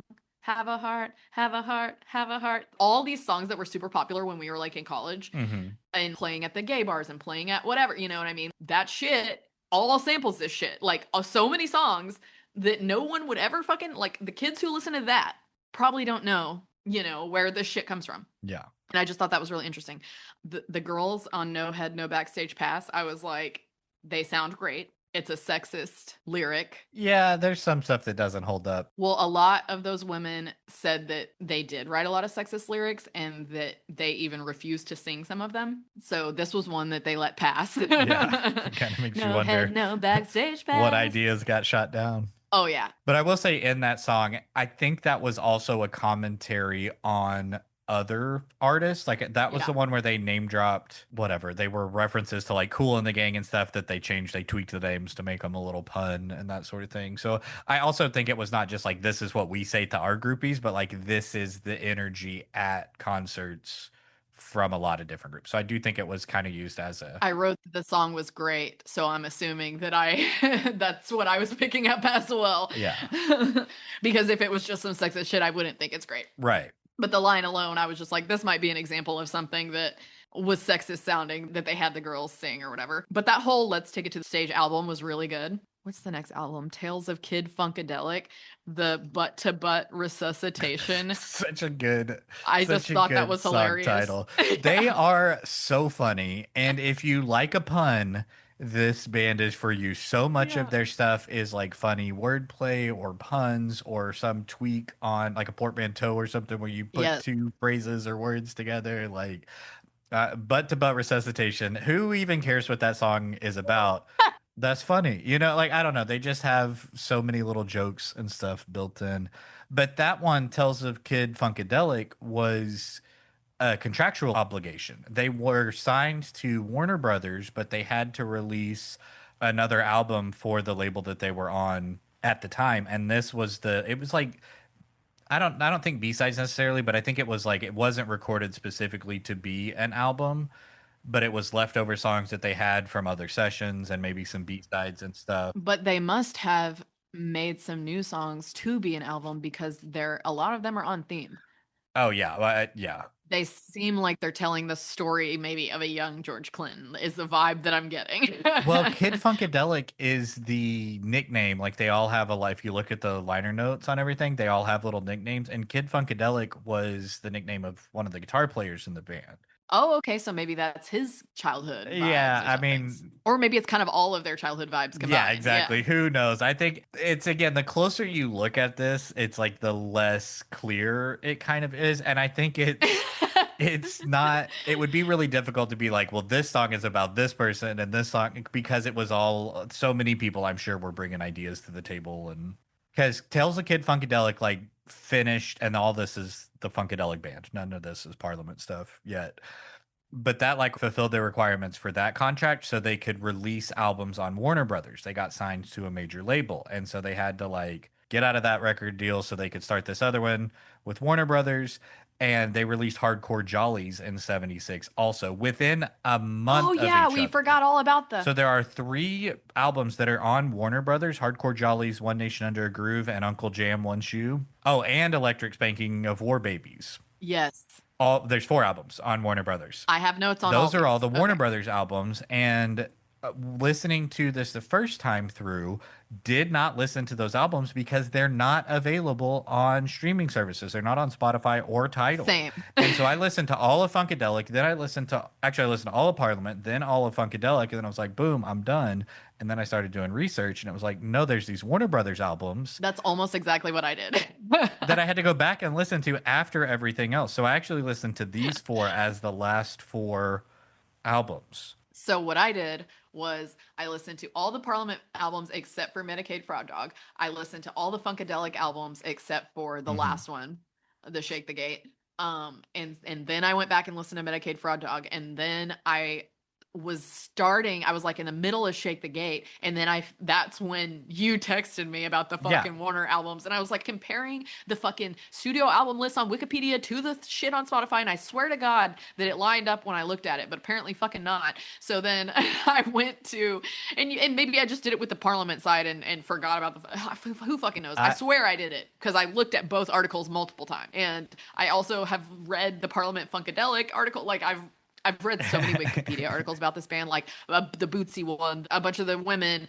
So yeah, I paused in the middle of Shake the Gate and went back and listened to those four or whatever, and then I finished Shake the Gate. it's interesting because I feel like these four albums are all really good. Like Yes. production wise, I think these are the three. I think that Hardcore Jollies, One Nation Under Groove, and Uncle Jam are the best produced albums. Like sound wise, I think they sound the best. All the comments on the fucking YouTube videos are like, these are some of the best funk albums that have ever been made, and it sucks that you can't find them Yeah. anywhere. And like, fucking YouTube fucks had the audacity to plop in a goddamn Taylor Swift ad of all fucking people in the middle of, like, oh my God, it The was way so that I offensive. listened to them, I found YouTube videos that were the whole album, and they're all like 40 to 50 minutes long. and I That's just played exactly it what I all the did. way through. And I don't pay for YouTube Premium because I don't use it all that much. And yeah, so it was a 40-minute thing with just like random ads interspersed. It was the worst. And just horrible vibes of the Yes, ads. horrible vibes. It felt like offensive to Because listen to the it this vibes way. of the funk shit, exactly. The vibes of the shit is so immaculate, and then it's just like a slap in the face to get this whatever the fuck Yeah, or insurance or some whatever the fuck Taylor Ozempic, Swift. like all just Oh it my was like god. Oh my it was so god. I was jarringly. so pissed. It is. And it's to the point of like, Yeah, ah! You like yeah. scream at your phone. You're like clicking, click, click, Skip, click. skip, And skip. you have to click skip multiple times for YouTube to Yeah. pick up on it. They do that Yeah. on purpose. So it was not a great way to listen to these. Also, you don't get the track listing and they're not separated as much. And so just The track listing was on the first one, yeah. but none of the rest. So then I was like, I really like the song that's at 42 minutes in, like Yes, exactly. Which is like, who knows what that is. exactly. But those all like Hardcore Jollies, One Nation Under Groove, Uncle Jam One Shoe, I think are great. The Hardcore Jollies and One Nation Under a Groove both have the artwork from the Pedro, I think, or at least similar style, like hand drawn artwork. Uncle Jam One Shoe is the one where he's sitting in the chair like the Black Panther dude, and Yeah. he has the bop gun on one side and the flashlight on the other side, and it's like it's just so Flashlight. fun to see all of their internal mythology start to get represented in their artwork and stuff too.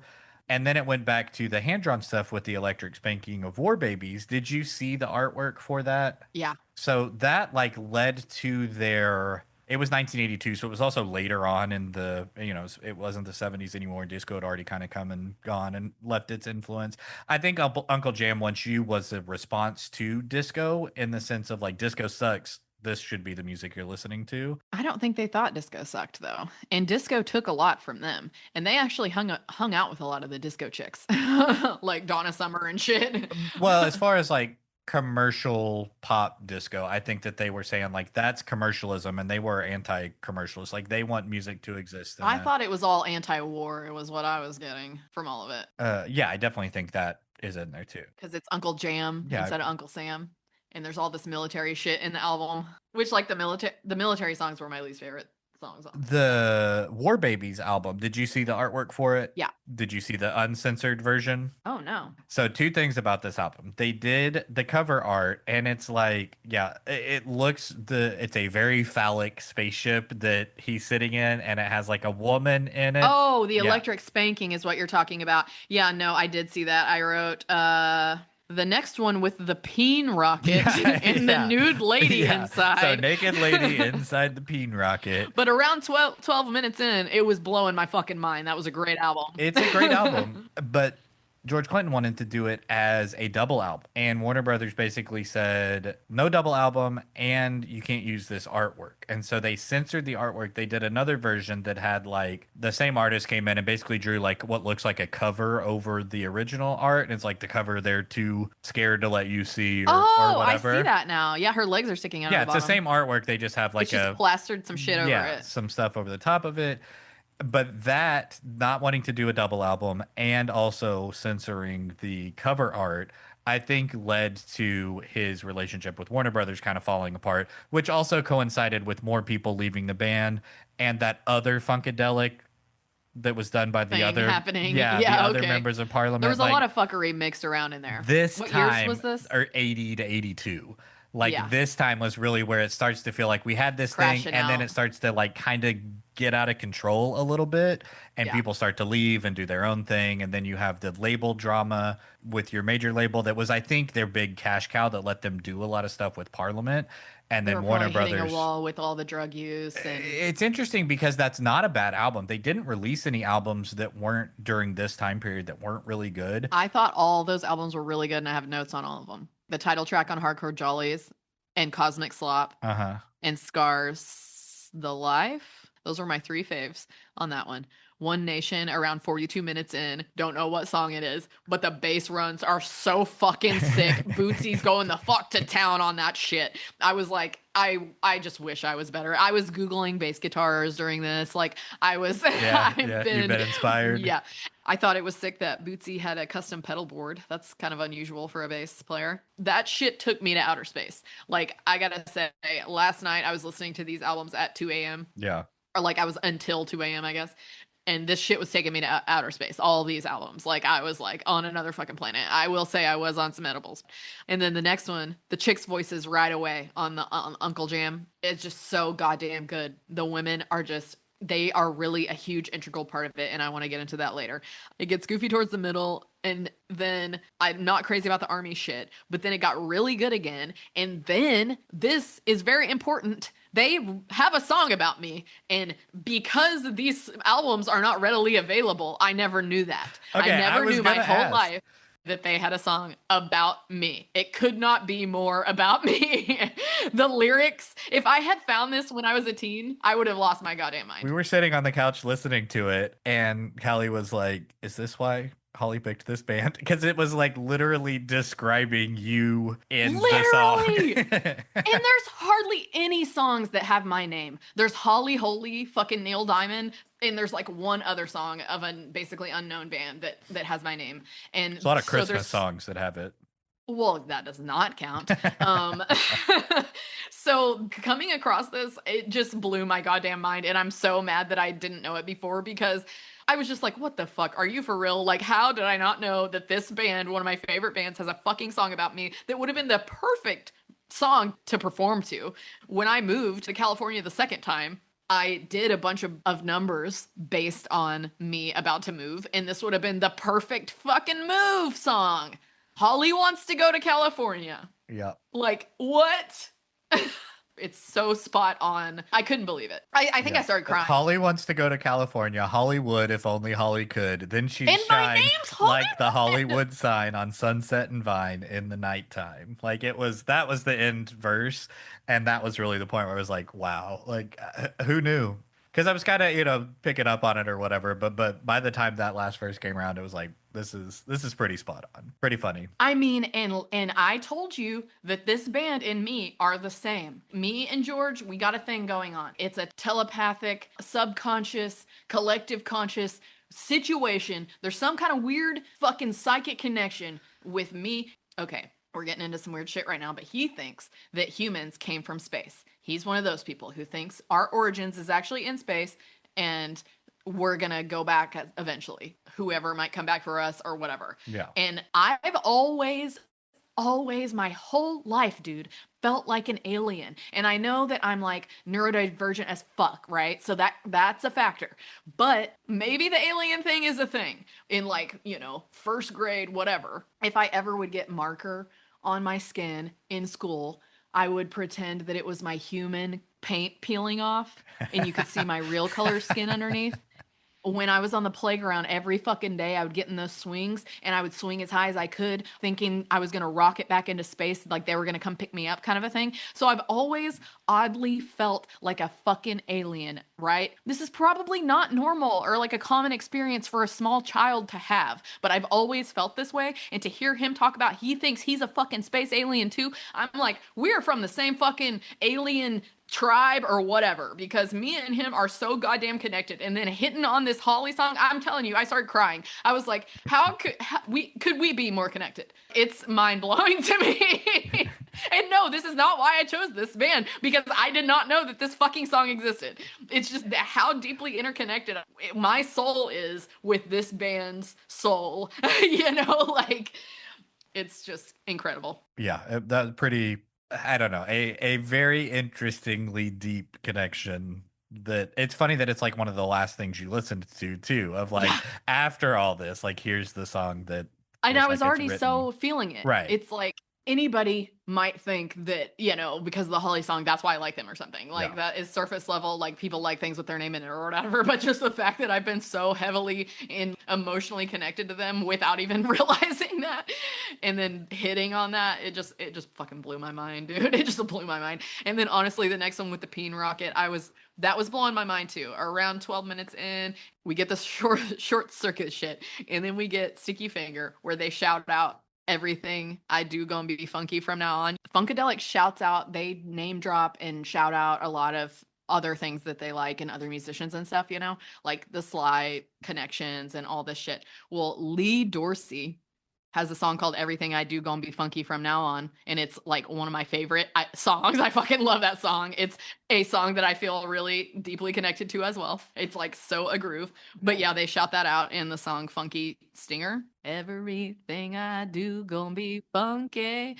Then there was a beautiful reggae sounding one that had like a lot of African energy, and then it gets like weirdly Christian sounding in the middle, like gospel-y in the middle, which I wasn't crazy about the gospel-y parts, but all the rest of it, the African and the reggae stuff, was, I thought, really, really beautiful.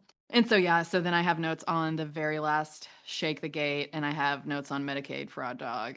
I'm gonna say it in this order: Medicaid, Fraud Dog, By Way of the Drum, and Shake the Gate were my three least favorite of all the albums that I listened to, of all the bands and all the collective shit.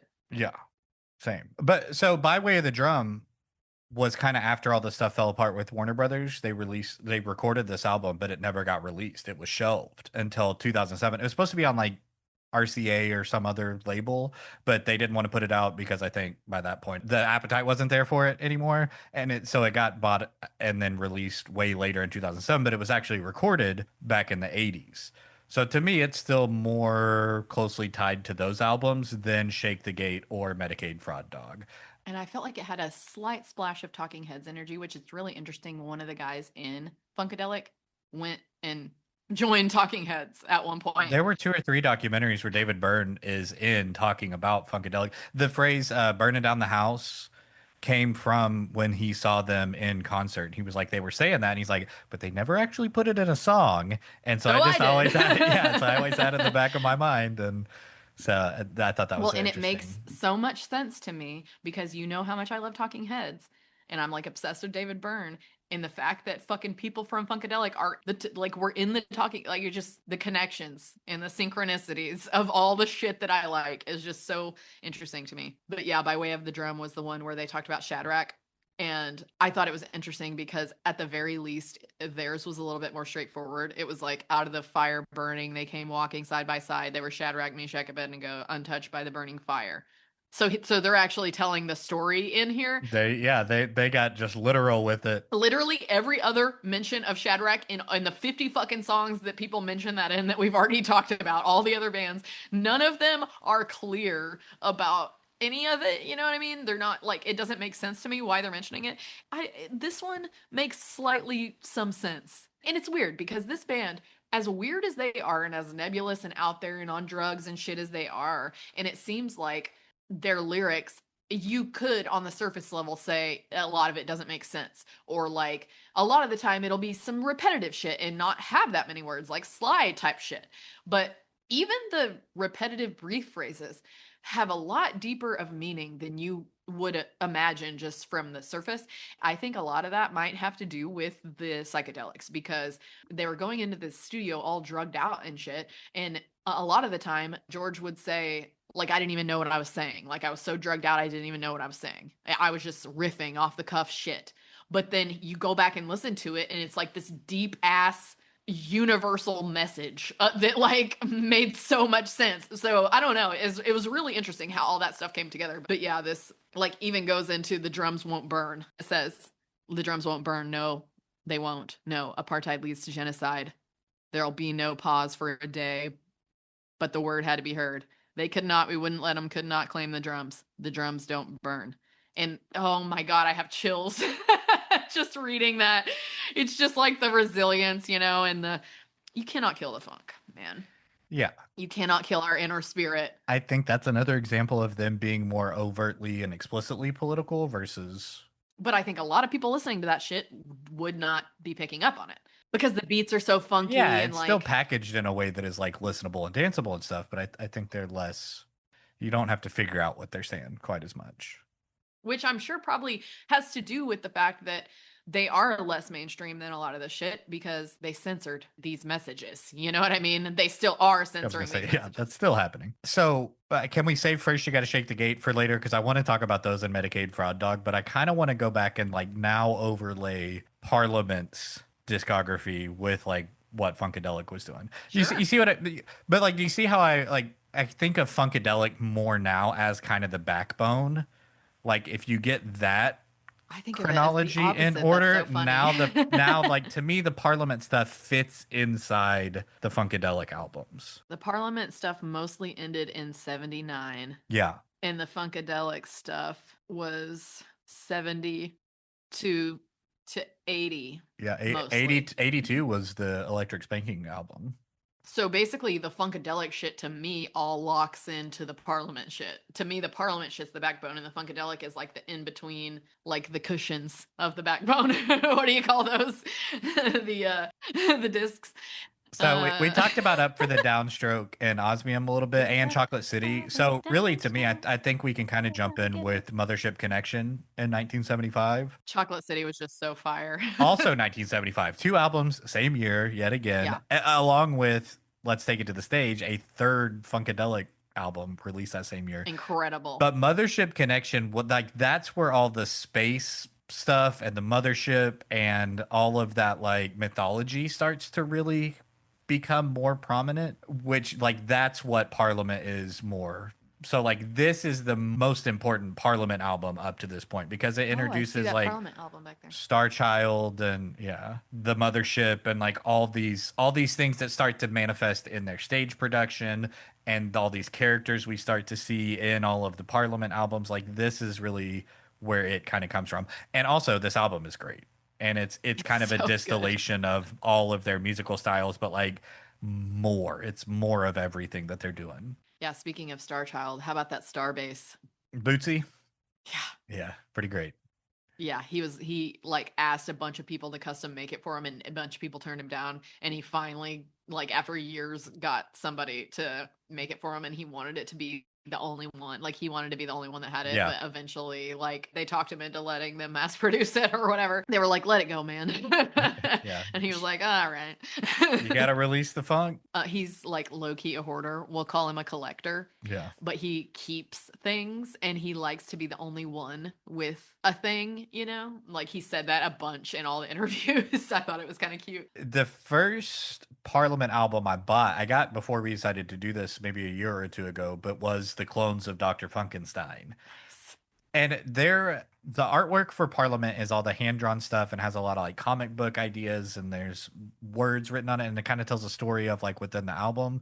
The Parliament photos look like these insane photo shoots. Like Mothership Connection is It looks like he's George Clinton smoking. as Starchild, like sitting in the doorway of the UFO, and on the back of it, the UFO has like dropped down into the city, and so it's like tells the story of like the mothership coming down and releasing Starchild into the world. The clones of Dr. Funkenstein has them dressed up as George Clinton as Dr. Funkenstein. There are people like strapped to. There's like this spaceship, but also kind of a lab situation. Yeah, it's like you're inside. Yes, like you're inside the You've been spaceship. abducted. This is where But also Rocky Horror energy. very, very, very Rocky Horror. With And does this not connect to so many things that are so me too? Like my yeah, favorite movie, my for other sure. favorite band, All the like costume, all the dress yeah. up. I think this is where Sir Nose gets like introduced, who is like basically the anti-funk. Like Starchild is like, and Dr. Funkenstein are like bringing funk to the masses. Sir Nose represents the people who are like unwilling or haven't connected with the funk yet. All the lore. Yes, I know, which I really got into a lot. Yeah. The next one, Funkadelic versus the placebo syndrome. Yeah. That's the one where on the cover it has Starchild and he's shooting the bop gun at Sir Nose. But Hmm. what you can't see on the cover is he shoots him with the gun and it shows like the rays. If you Yeah. flip it over on the back of the album, it shows Sir Nose like his jacket and like suit that he's wearing. come off and he turns into like a Funkadelic member. It like Oh, changes him from this like square dude that's not feeling it into a dude who looks like he would be part of Parliament. So he like the bop gun, which I think played into their stage show. And it's like I think that happened on stage and oh my God, I'm looking at it. And you know what? Their stage shows relate to Iron Maiden to me. oh They yeah. relate to Kiss really hardcore. Yeah. And they were on the same label as Kiss. There were only like three bands on this one label for a while, and it was them, Kiss, and I don't know, somebody else awesome. I'm looking at that album art now, though. That's sick. Because I hadn't seen that other half Yeah, that's of what I'm it, saying. or the Like you inside of miss it. that if you're not looking at the album artwork. Motor Booty Affair to get into album artwork and packaging, it does the same thing where it shows like the beginning on the front side is like the Of the pelican story. eating the Oh, dude. shit. On the back is Atlantis rising again from under the ocean. And then on the inside of it, there was like a pop-up book aspect where you piece these cardboard What? pieces together, and when you open it up, the like pop-up of Atlantis like pops up in the middle of the gatefold, and it had all these little cutouts of the characters that are in the story. This Incredible. one introduces Mr. Wiggle, who they also used to dress up on stage, and he had the little worm tail. I really liked the Mr. Wiggles Yeah, song. Mr. Wiggle song is so good. He says, "My name is Mr. Wiggle, and I'm a worm, and these are my ladies giggle and squirm." Like so, having him and his ladies giggle and squirm, and then he calls them three bionic idiots. It's just like it's so goofy and so fun and so absurd. Yeah, I put that one on the playlist. But that I one's all was like really jazzed. underwater themed. Like there's a bunch of Well, look at underwater the back cover. references, and Is he's that's like the fucking inside. skiing on Yes, some on two dolphins dolphins. Yeah. with a boombox Yes. and a fucking cowboy hat and like furry chaps Yeah. and So that a one fringe that one jacket. gave us Mr. Wiggles. The That's so next sick. one, Glory Halla Stupid, is the one with the donkey on the cover. And that Yeah. was Sir No's like transformed Star Child into a donkey. And it's like the return of Yeah, George was talking about the album art and he was Sir like, No's. I want him to turn me into a donkey on Yeah, this one. yes, exactly. Yeah. It's just such a like maximalist every idea is a good idea sort of thing. Like there's no you can't be too weird. You can't be too absurd. You can't be too much. Which is such a beautiful thing. And it sonically I think is there, but also visually is there. Oh man. Trumbipulation. Trumbipulation is the one where they are sphinxes, but they have elephant noses. That's the one where I sent you the screenshot of my notes that say, I think they like cocaine. Because like half of the songs are about snorting shit or like stuff going up your nose or The first one's called Crush It. yeah, it's like, all right, guys, we get it. But I just thought all that stuff was happening while the Funkadelic thing was happening. And then the live show became this mashup of the two of them. And they did the Mothership dropped from the stadium. And I so wish I could have seen oh, that. man, Oh my yeah.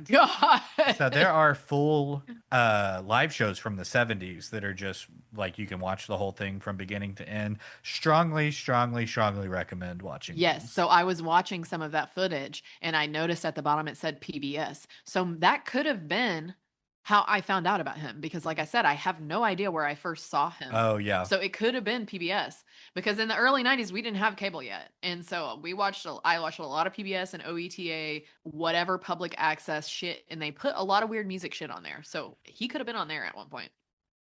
And when I saw him in Good Burger, I already knew who he was, and I was like so fucking Yeah, excited. there he And is.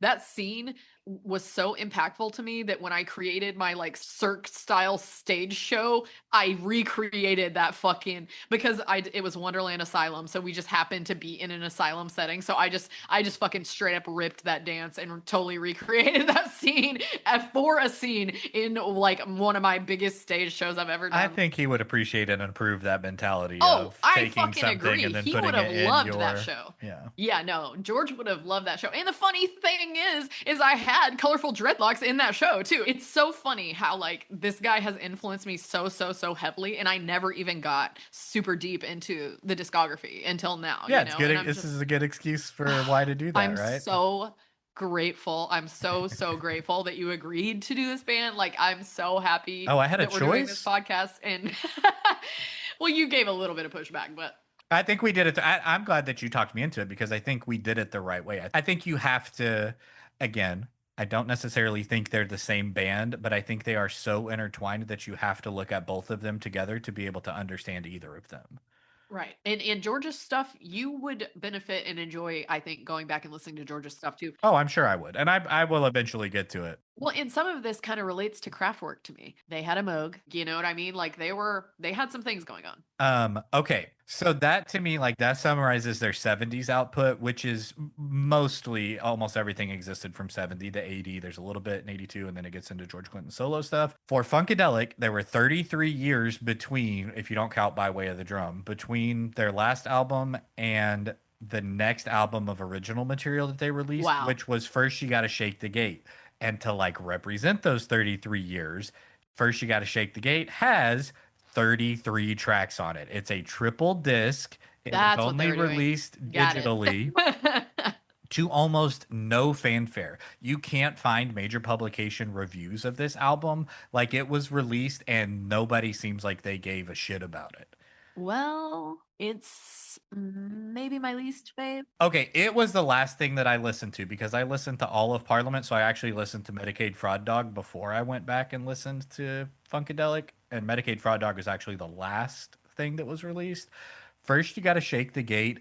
I was ready. I was at the end. You know what I mean? I'd done 24 albums. I Yeah. was like, all right, I got one more, and I pulled it up. It's 3.5 hours long. You're like, no, I have three more, actually. It's too long. There's too many tracks on there. The tracks are too long. And it was also listening to it at the end of this. I can't know what it was like to be like, I wanting, listen to it your whole life and you want some new stuff. To me, it was the wall that I had to get through to be finished listening to Yeah. this. And Yeah. so seeing that it was 3.5 hours and then listening to so many songs that were like, it was kind of a throw everything at the wall and see what sticks, but there were so many ideas that only kind of barely worked Yeah. that were run into the ground. By the end of it, I feel much more animosity towards that album than I think it deserves just on an artistic level, Totally. just because of Totally. what it represents to me in my process of listening to this. Yeah, this podcast, during this specific episode, I've been thinking a lot about. I was like, was this the dumbest podcast concept ever? Like, am I fucking dumb? Because it's super fun, but it's literally impossible to be objective about it, really. And it's also impossible to encompass everything. Like, there's so many episodes, like, especially at the beginning, like, They Might Be Giants, Cat Power. I feel like I super failed on the big picture of it's really hard to do any band justice in this specific format because it's just so You much. know what I'm coming around to? It's less about doing the band justice. It's less about describing the band. It's less about like finding every detail in the band. And it's more about building our knowledge base and contextual like understanding of music and history and Totally. humanity and our connection with it and stuff. Like it's fun to get the information about the band and hopefully it's fun to like hear what the story of the band is and that sort of thing. But really, I think the idea is more about our development and understanding the Yes, and band. that was my initial idea, and that's why I was so casual about it at first. But now that I research way more, I'm like, damn, I should have researched those first ones more. I feel like I didn't give them enough effort or whatever, you know what I mean? Like, Yeah. so I feel it's, you know how I am. It's so hard to You like, want to get it I want to right. do, And yeah, I want yeah. to do good job, and I want to, know as much as I can know, and like I don't want to be a dick, and like making music is hard and takes a lot of effort, and so like I want to give everybody props for Yeah. their effort at the very Yes. fucking least, but like but there's these certain bands, and this band is like for okay, like some of the other ones that I did at first that I didn't put effort into as much is because I didn't like the music as much. Yeah. And this one's just so important to me that I really wanted to like do it justice or whatever, but it feels impossible to do any band justice in this format. So I just had a lot of thoughts of like, is this podcast stupid? Hey, maybe, but who cares? But it's really fun to do. So many things are. Yeah. What I do like about Shake the Gate and Medicaid Fraud Dog is that it shows how he's able to evolve with music. It's not a nostalgia grab. It's not a we're gonna play songs that sound like what you want us to sound like. It was we're gonna represent what music is to us now. And he brought in new like his grandkids play on it. His son wrote songs with him on it.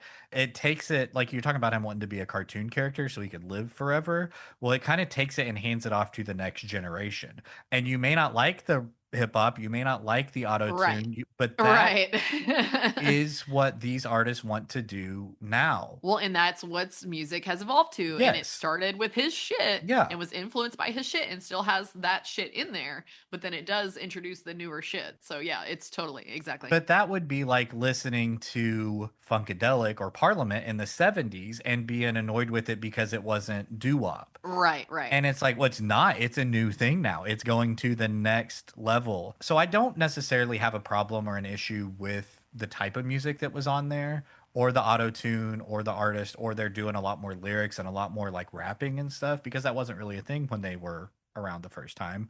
My main issue is that it's 3.5 hours long. It's too much stuff, and it Yeah. needs to either. I think you could probably It's a get. cute idea though. Oh yeah, for sure, and it does feel like a I love a family theme. event. Yeah.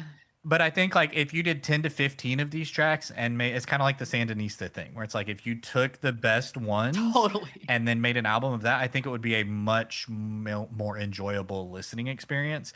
But I can also see like, yo, I'm 65 and I don't know how much longer I'm going to be able to do this. Let's get as much more out there just so it exists, and then it can make whatever connections it's going to make in the future. Exactly. Exactly. It's all about like pushing along the evolution of music and thought and everything. And giving opportunity to a younger Exactly. generation and younger people, which I thought was really cool in the stage show. It was a really interesting mix of like 85-year-olds all the way down to like 20-year-olds. 20-year-olds, you know, like Exactly. kids, and they're rotating in and out, and the styles are changing. And a lot of the band members are children and grandchildren of past band members, not just George's, but other, some of the big guitar players and stuff. Their sons are now that, like it's so fucking cool. The two women singing on stage at the show we went to, the one with the big afro wig was his daughter, I think stepdaughter, and then the other one was his granddaughter. Wow, that's Yeah. wild.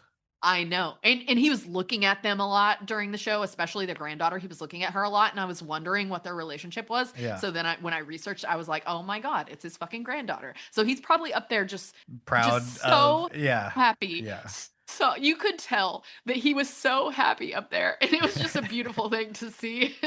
But it was easier to see the vision of the newer albums when it was on stage, where they would do like a rap song and then they'd go back to like a guitar solo, and then they'd do an R&B song, and then they'd do a doo-wop song, and then these guys would come in, and then this person would be the lead, and then so it was. And then the girl raps, yeah, like alone, like yeah. It didn't feel disconnected. No. When we saw it live, and it does feel disconnected on the recordings a little bit. It sounds like a separate thing, whereas when you see it live, it's like, oh no, they're just doing the same thing. They just have different people doing it now, and it's a little more. It's just evolving. Current than it was at the beginning. And they've always been on the evolution train. That's been George's whole thing from day one. And also from day one, he's not necessarily good at business, but he knows that you have to continue to evolve to stay relevant.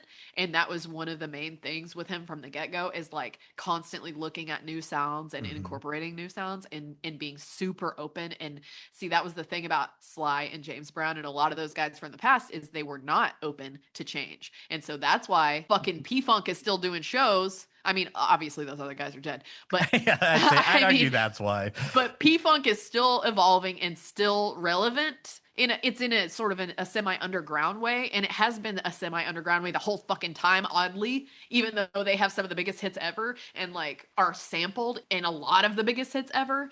Like just Snoop Dogg like basically exists because of this. Like it's just fucking crazy, man. All the rap that exists because of this. De La Soul sampled them, the Me, Myself, and I song, Digital Underground, the Humpty Hump shit. I didn't know that. I didn't know the Humpty Dance.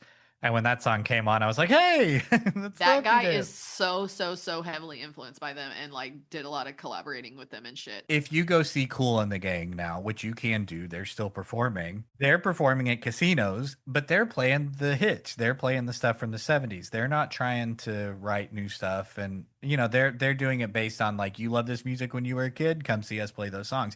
And Parliament Funkadelic has an element of that. They do play the old stuff, but they also bring in that new generation, which I think is admirable. And I think it works. It works a lot better live. And honestly, playing the old stuff doesn't feel old. No. All of their music to me is kind of timeless. In the future, people are still going to be finding this and being like, wow, this is so connected to so many things like that are still happening. You know what I mean? I don't know. It's it's just fucking crazy to me how influential and like deep and like widespread all the connections are with this band. Yes, they are incredible.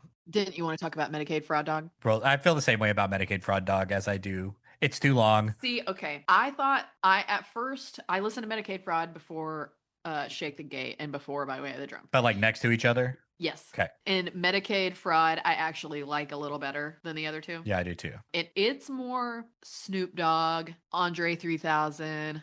I could see an 070 collab happening. Like it's that kind of energy. It's very West Coast. I also got a lot of Kendrick in there. There's a lot of stuff that sounds like Kendrick. And he collabed with him. Oh, did he? Okay. Yes. He's collaborated with so many fucking artists that nobody would know. And like a lot of these musicians in this band, a lot of them were studio musicians too. There's just a lot of them having a hand in other people's work. It's so crazy how much all the members of this band individually influence a bunch of different bands and stuff. It's awesome.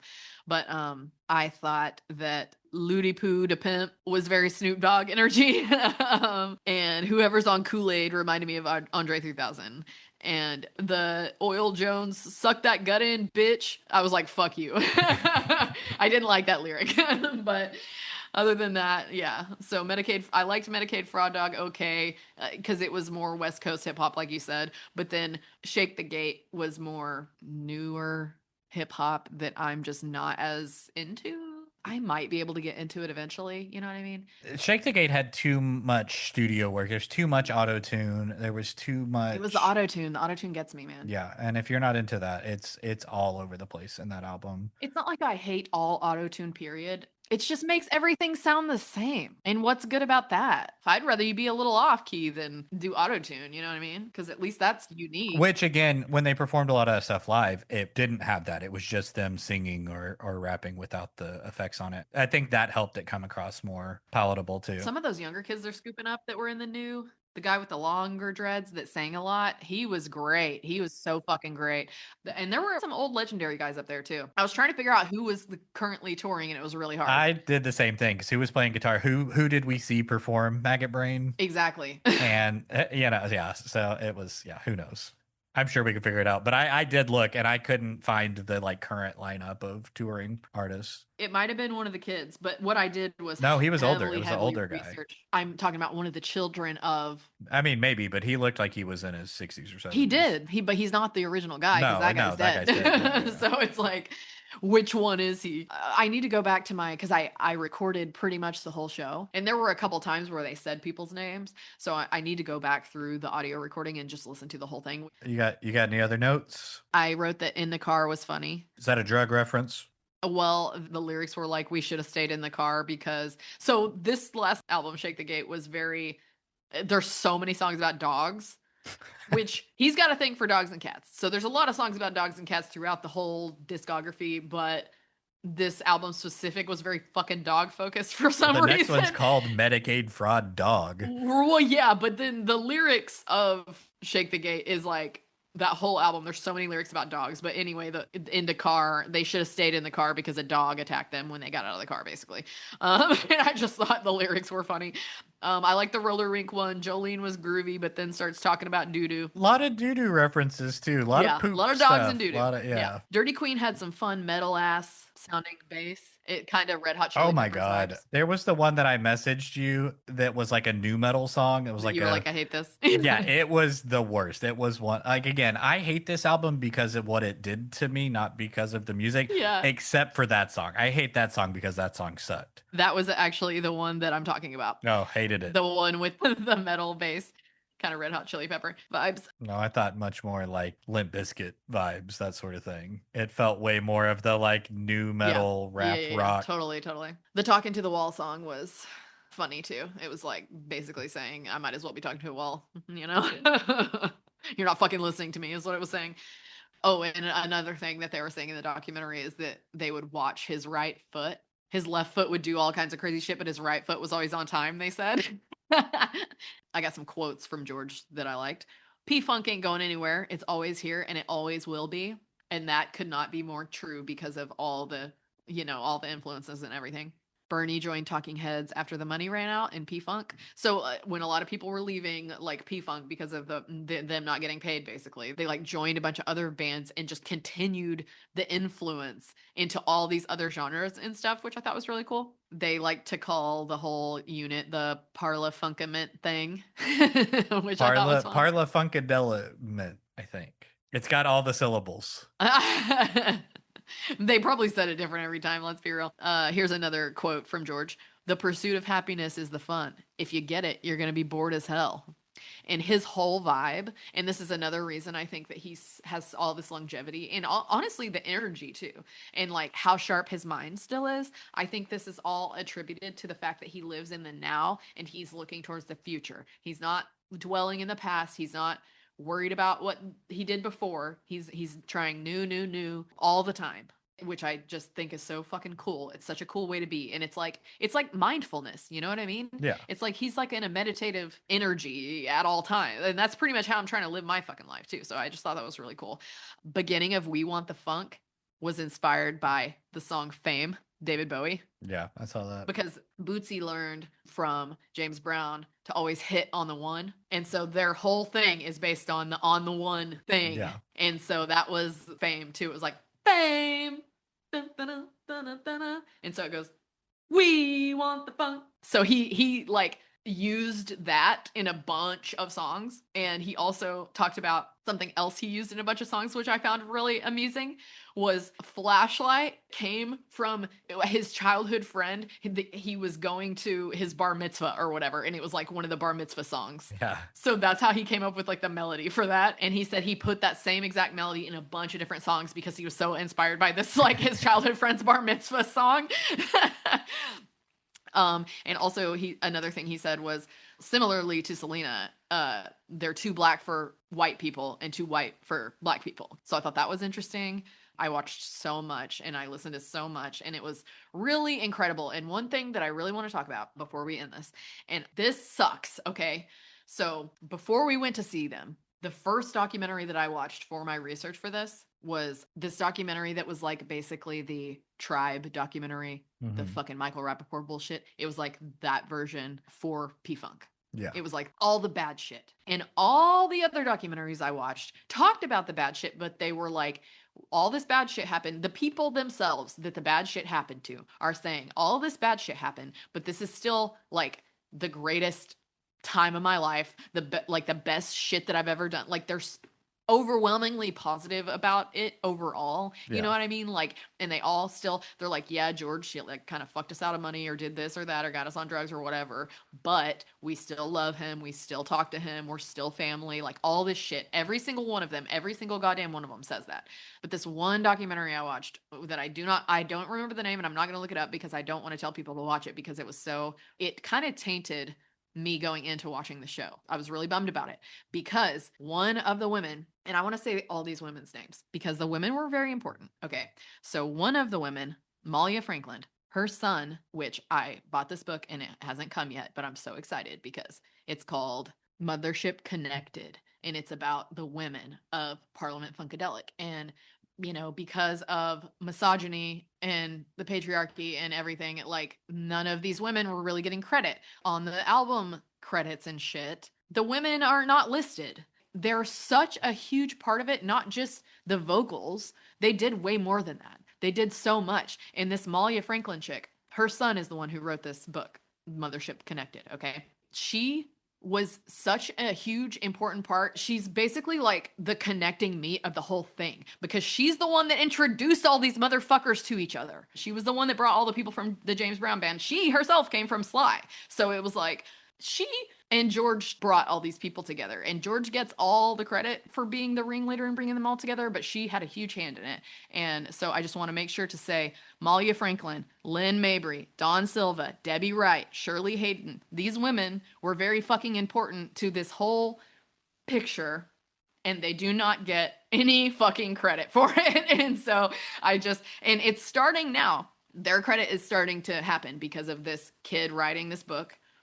And Silva wrote a book, Dawn Silva, and all these women, their interviews are really good. But anyway, in this one shitty documentary, okay, when, you know, in documentaries sometimes where it's like showing where they are now and it'll like have a little part of their interview and then a freeze frame and it'll write to the side like, and now they live in this state with their kids or whatever.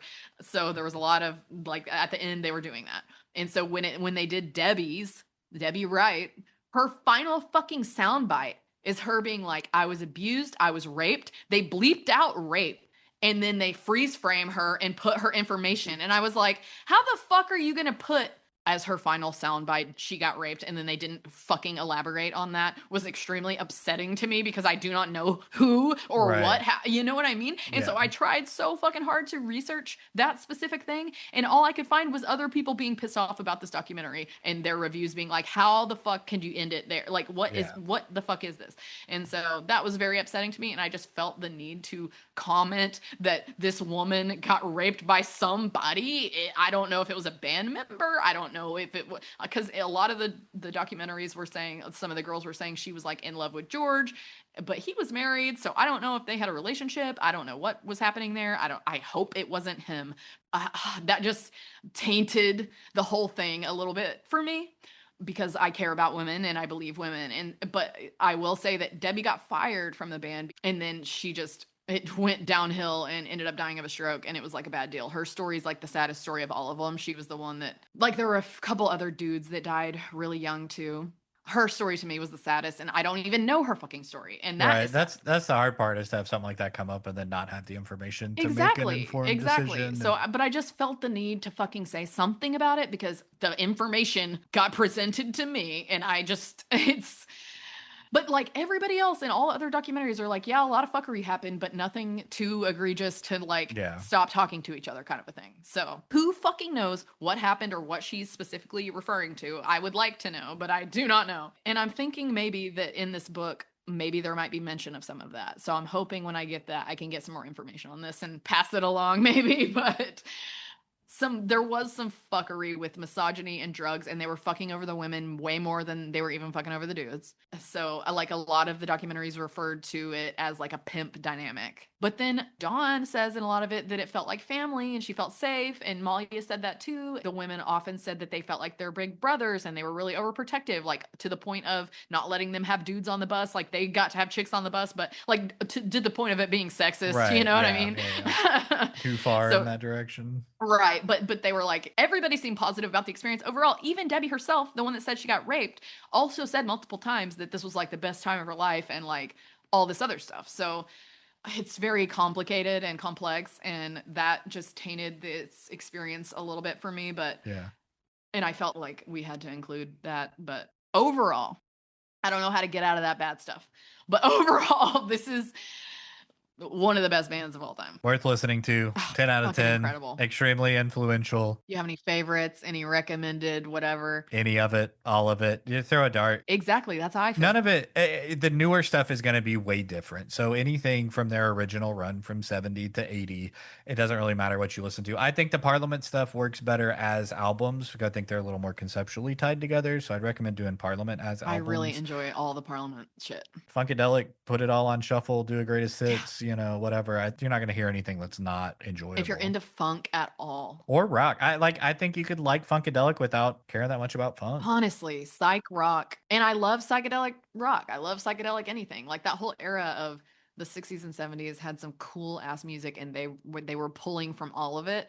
So it's like kind of all incorporated in there. And then early hip hop, like West Coast hip hop is my favorite hip hop. So, and that comes in later. So it's just all so good. And this is required listening. It's funny to me that they're from New Jersey.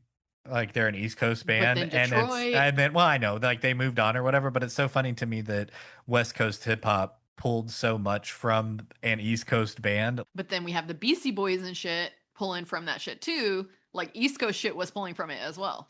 Because you think of it so regional, but it's like that wasn't really. It was more about sound than region. Okay, you want to do Wheel of Death? Let me look up how many albums. Let's first. do it. Go fly in blind. Roll the dice. Okay. Fine. I'll do it. This is for you, man. This is for you. Because this is going to be bad. Oh, no. So I don't think of myself as someone who likes jam bands. Like, honestly, I find jam bands fucking annoying, right? But Funkadelic, P-Funk could kind of be considered a jam. They jam. They fucking jam. And you know, I love jazz. So maybe I love like freeform, but I do not like the version that's like all these white people jam bands, right? But they're the type of band that's kind of got a similar thing, like similar cult followings, similar long ass songs that never end, like this fucking description right now. So I'm gonna go with Fish. I figured it was going to be one of the two major jam bands. I don't know how many albums they have either, but yeah, that'll be Horrible. I think I don't know that it'll be Potentially. horrible, but it'll be an undertaking for Maybe sure. I'll figure out that I don't hate them as much as I Yeah. think. I'm not opposed to doing them just out of curiosity. They would be one that like I could see myself picking as a regular band. But yeah, well we'll add them to the list. Fish is on the wheel of death. For our next one, I like the idea, and I think that Parliament Funkadelic and George Clinton is the start of a new genre or like the origins of a genre and then seeing where it, branches out to.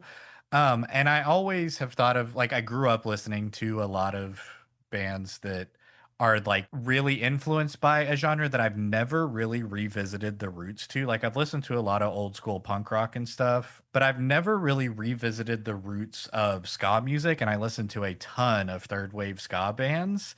And I've always read about two tone and like heard about that stuff. And so I thought it would be really fun to go back to kind of the roots of ska. So we're gonna like revisit the roots of ska and kind of go through some of the origins of that. We are gonna do the specials. Fuck yeah. Yeah, so I think that'll be really fun. I love the specials, so that's gonna be hella fun Yeah, for me. and I've listened to them in passing, but I think getting like doing it this in depth and like seeing how it all connects will be really fun because they had stuff from the 60s and 70s and then they like regrouped and did stuff in the 90s and there's some cover albums and stuff. So I think we'll do the specials and then see how that goes. So I'm going into this not totally blind, but I think there's a really an opportunity for me to learn a lot. You're right. We haven't really done ska, Yeah. so that is definitely we listened to a lot of ska when we were teenagers. So because it's always like we found the samples from George Clinton that were used in hip hop or whatever. It's like, oh, that's where that came from. That's where that came from. And so I think this will be an opportunity to see that for some. And who knows? They might have samples from fucking George Clinton in this shit because there's ska and funk. There's some overlap there. So to see how that kind of connects, and that's a genre that we haven't really explored much. Fun. That'll be fun. Good choice. I like Thanks, that. man. Well, we'll pick it up next time. Nice. I'm gonna skink on out of here. Thanks for listening to Retro Spectrum. Be sure and leave us a 5-star review and follow along with us on all social media platforms at Retro Spectrum Pod. If you like what we do, subscribe to our Patreon at Retro Spectrum Pod for bonus episodes, playlists, and access to our Discord. Hope you enjoyed the show. See you next time.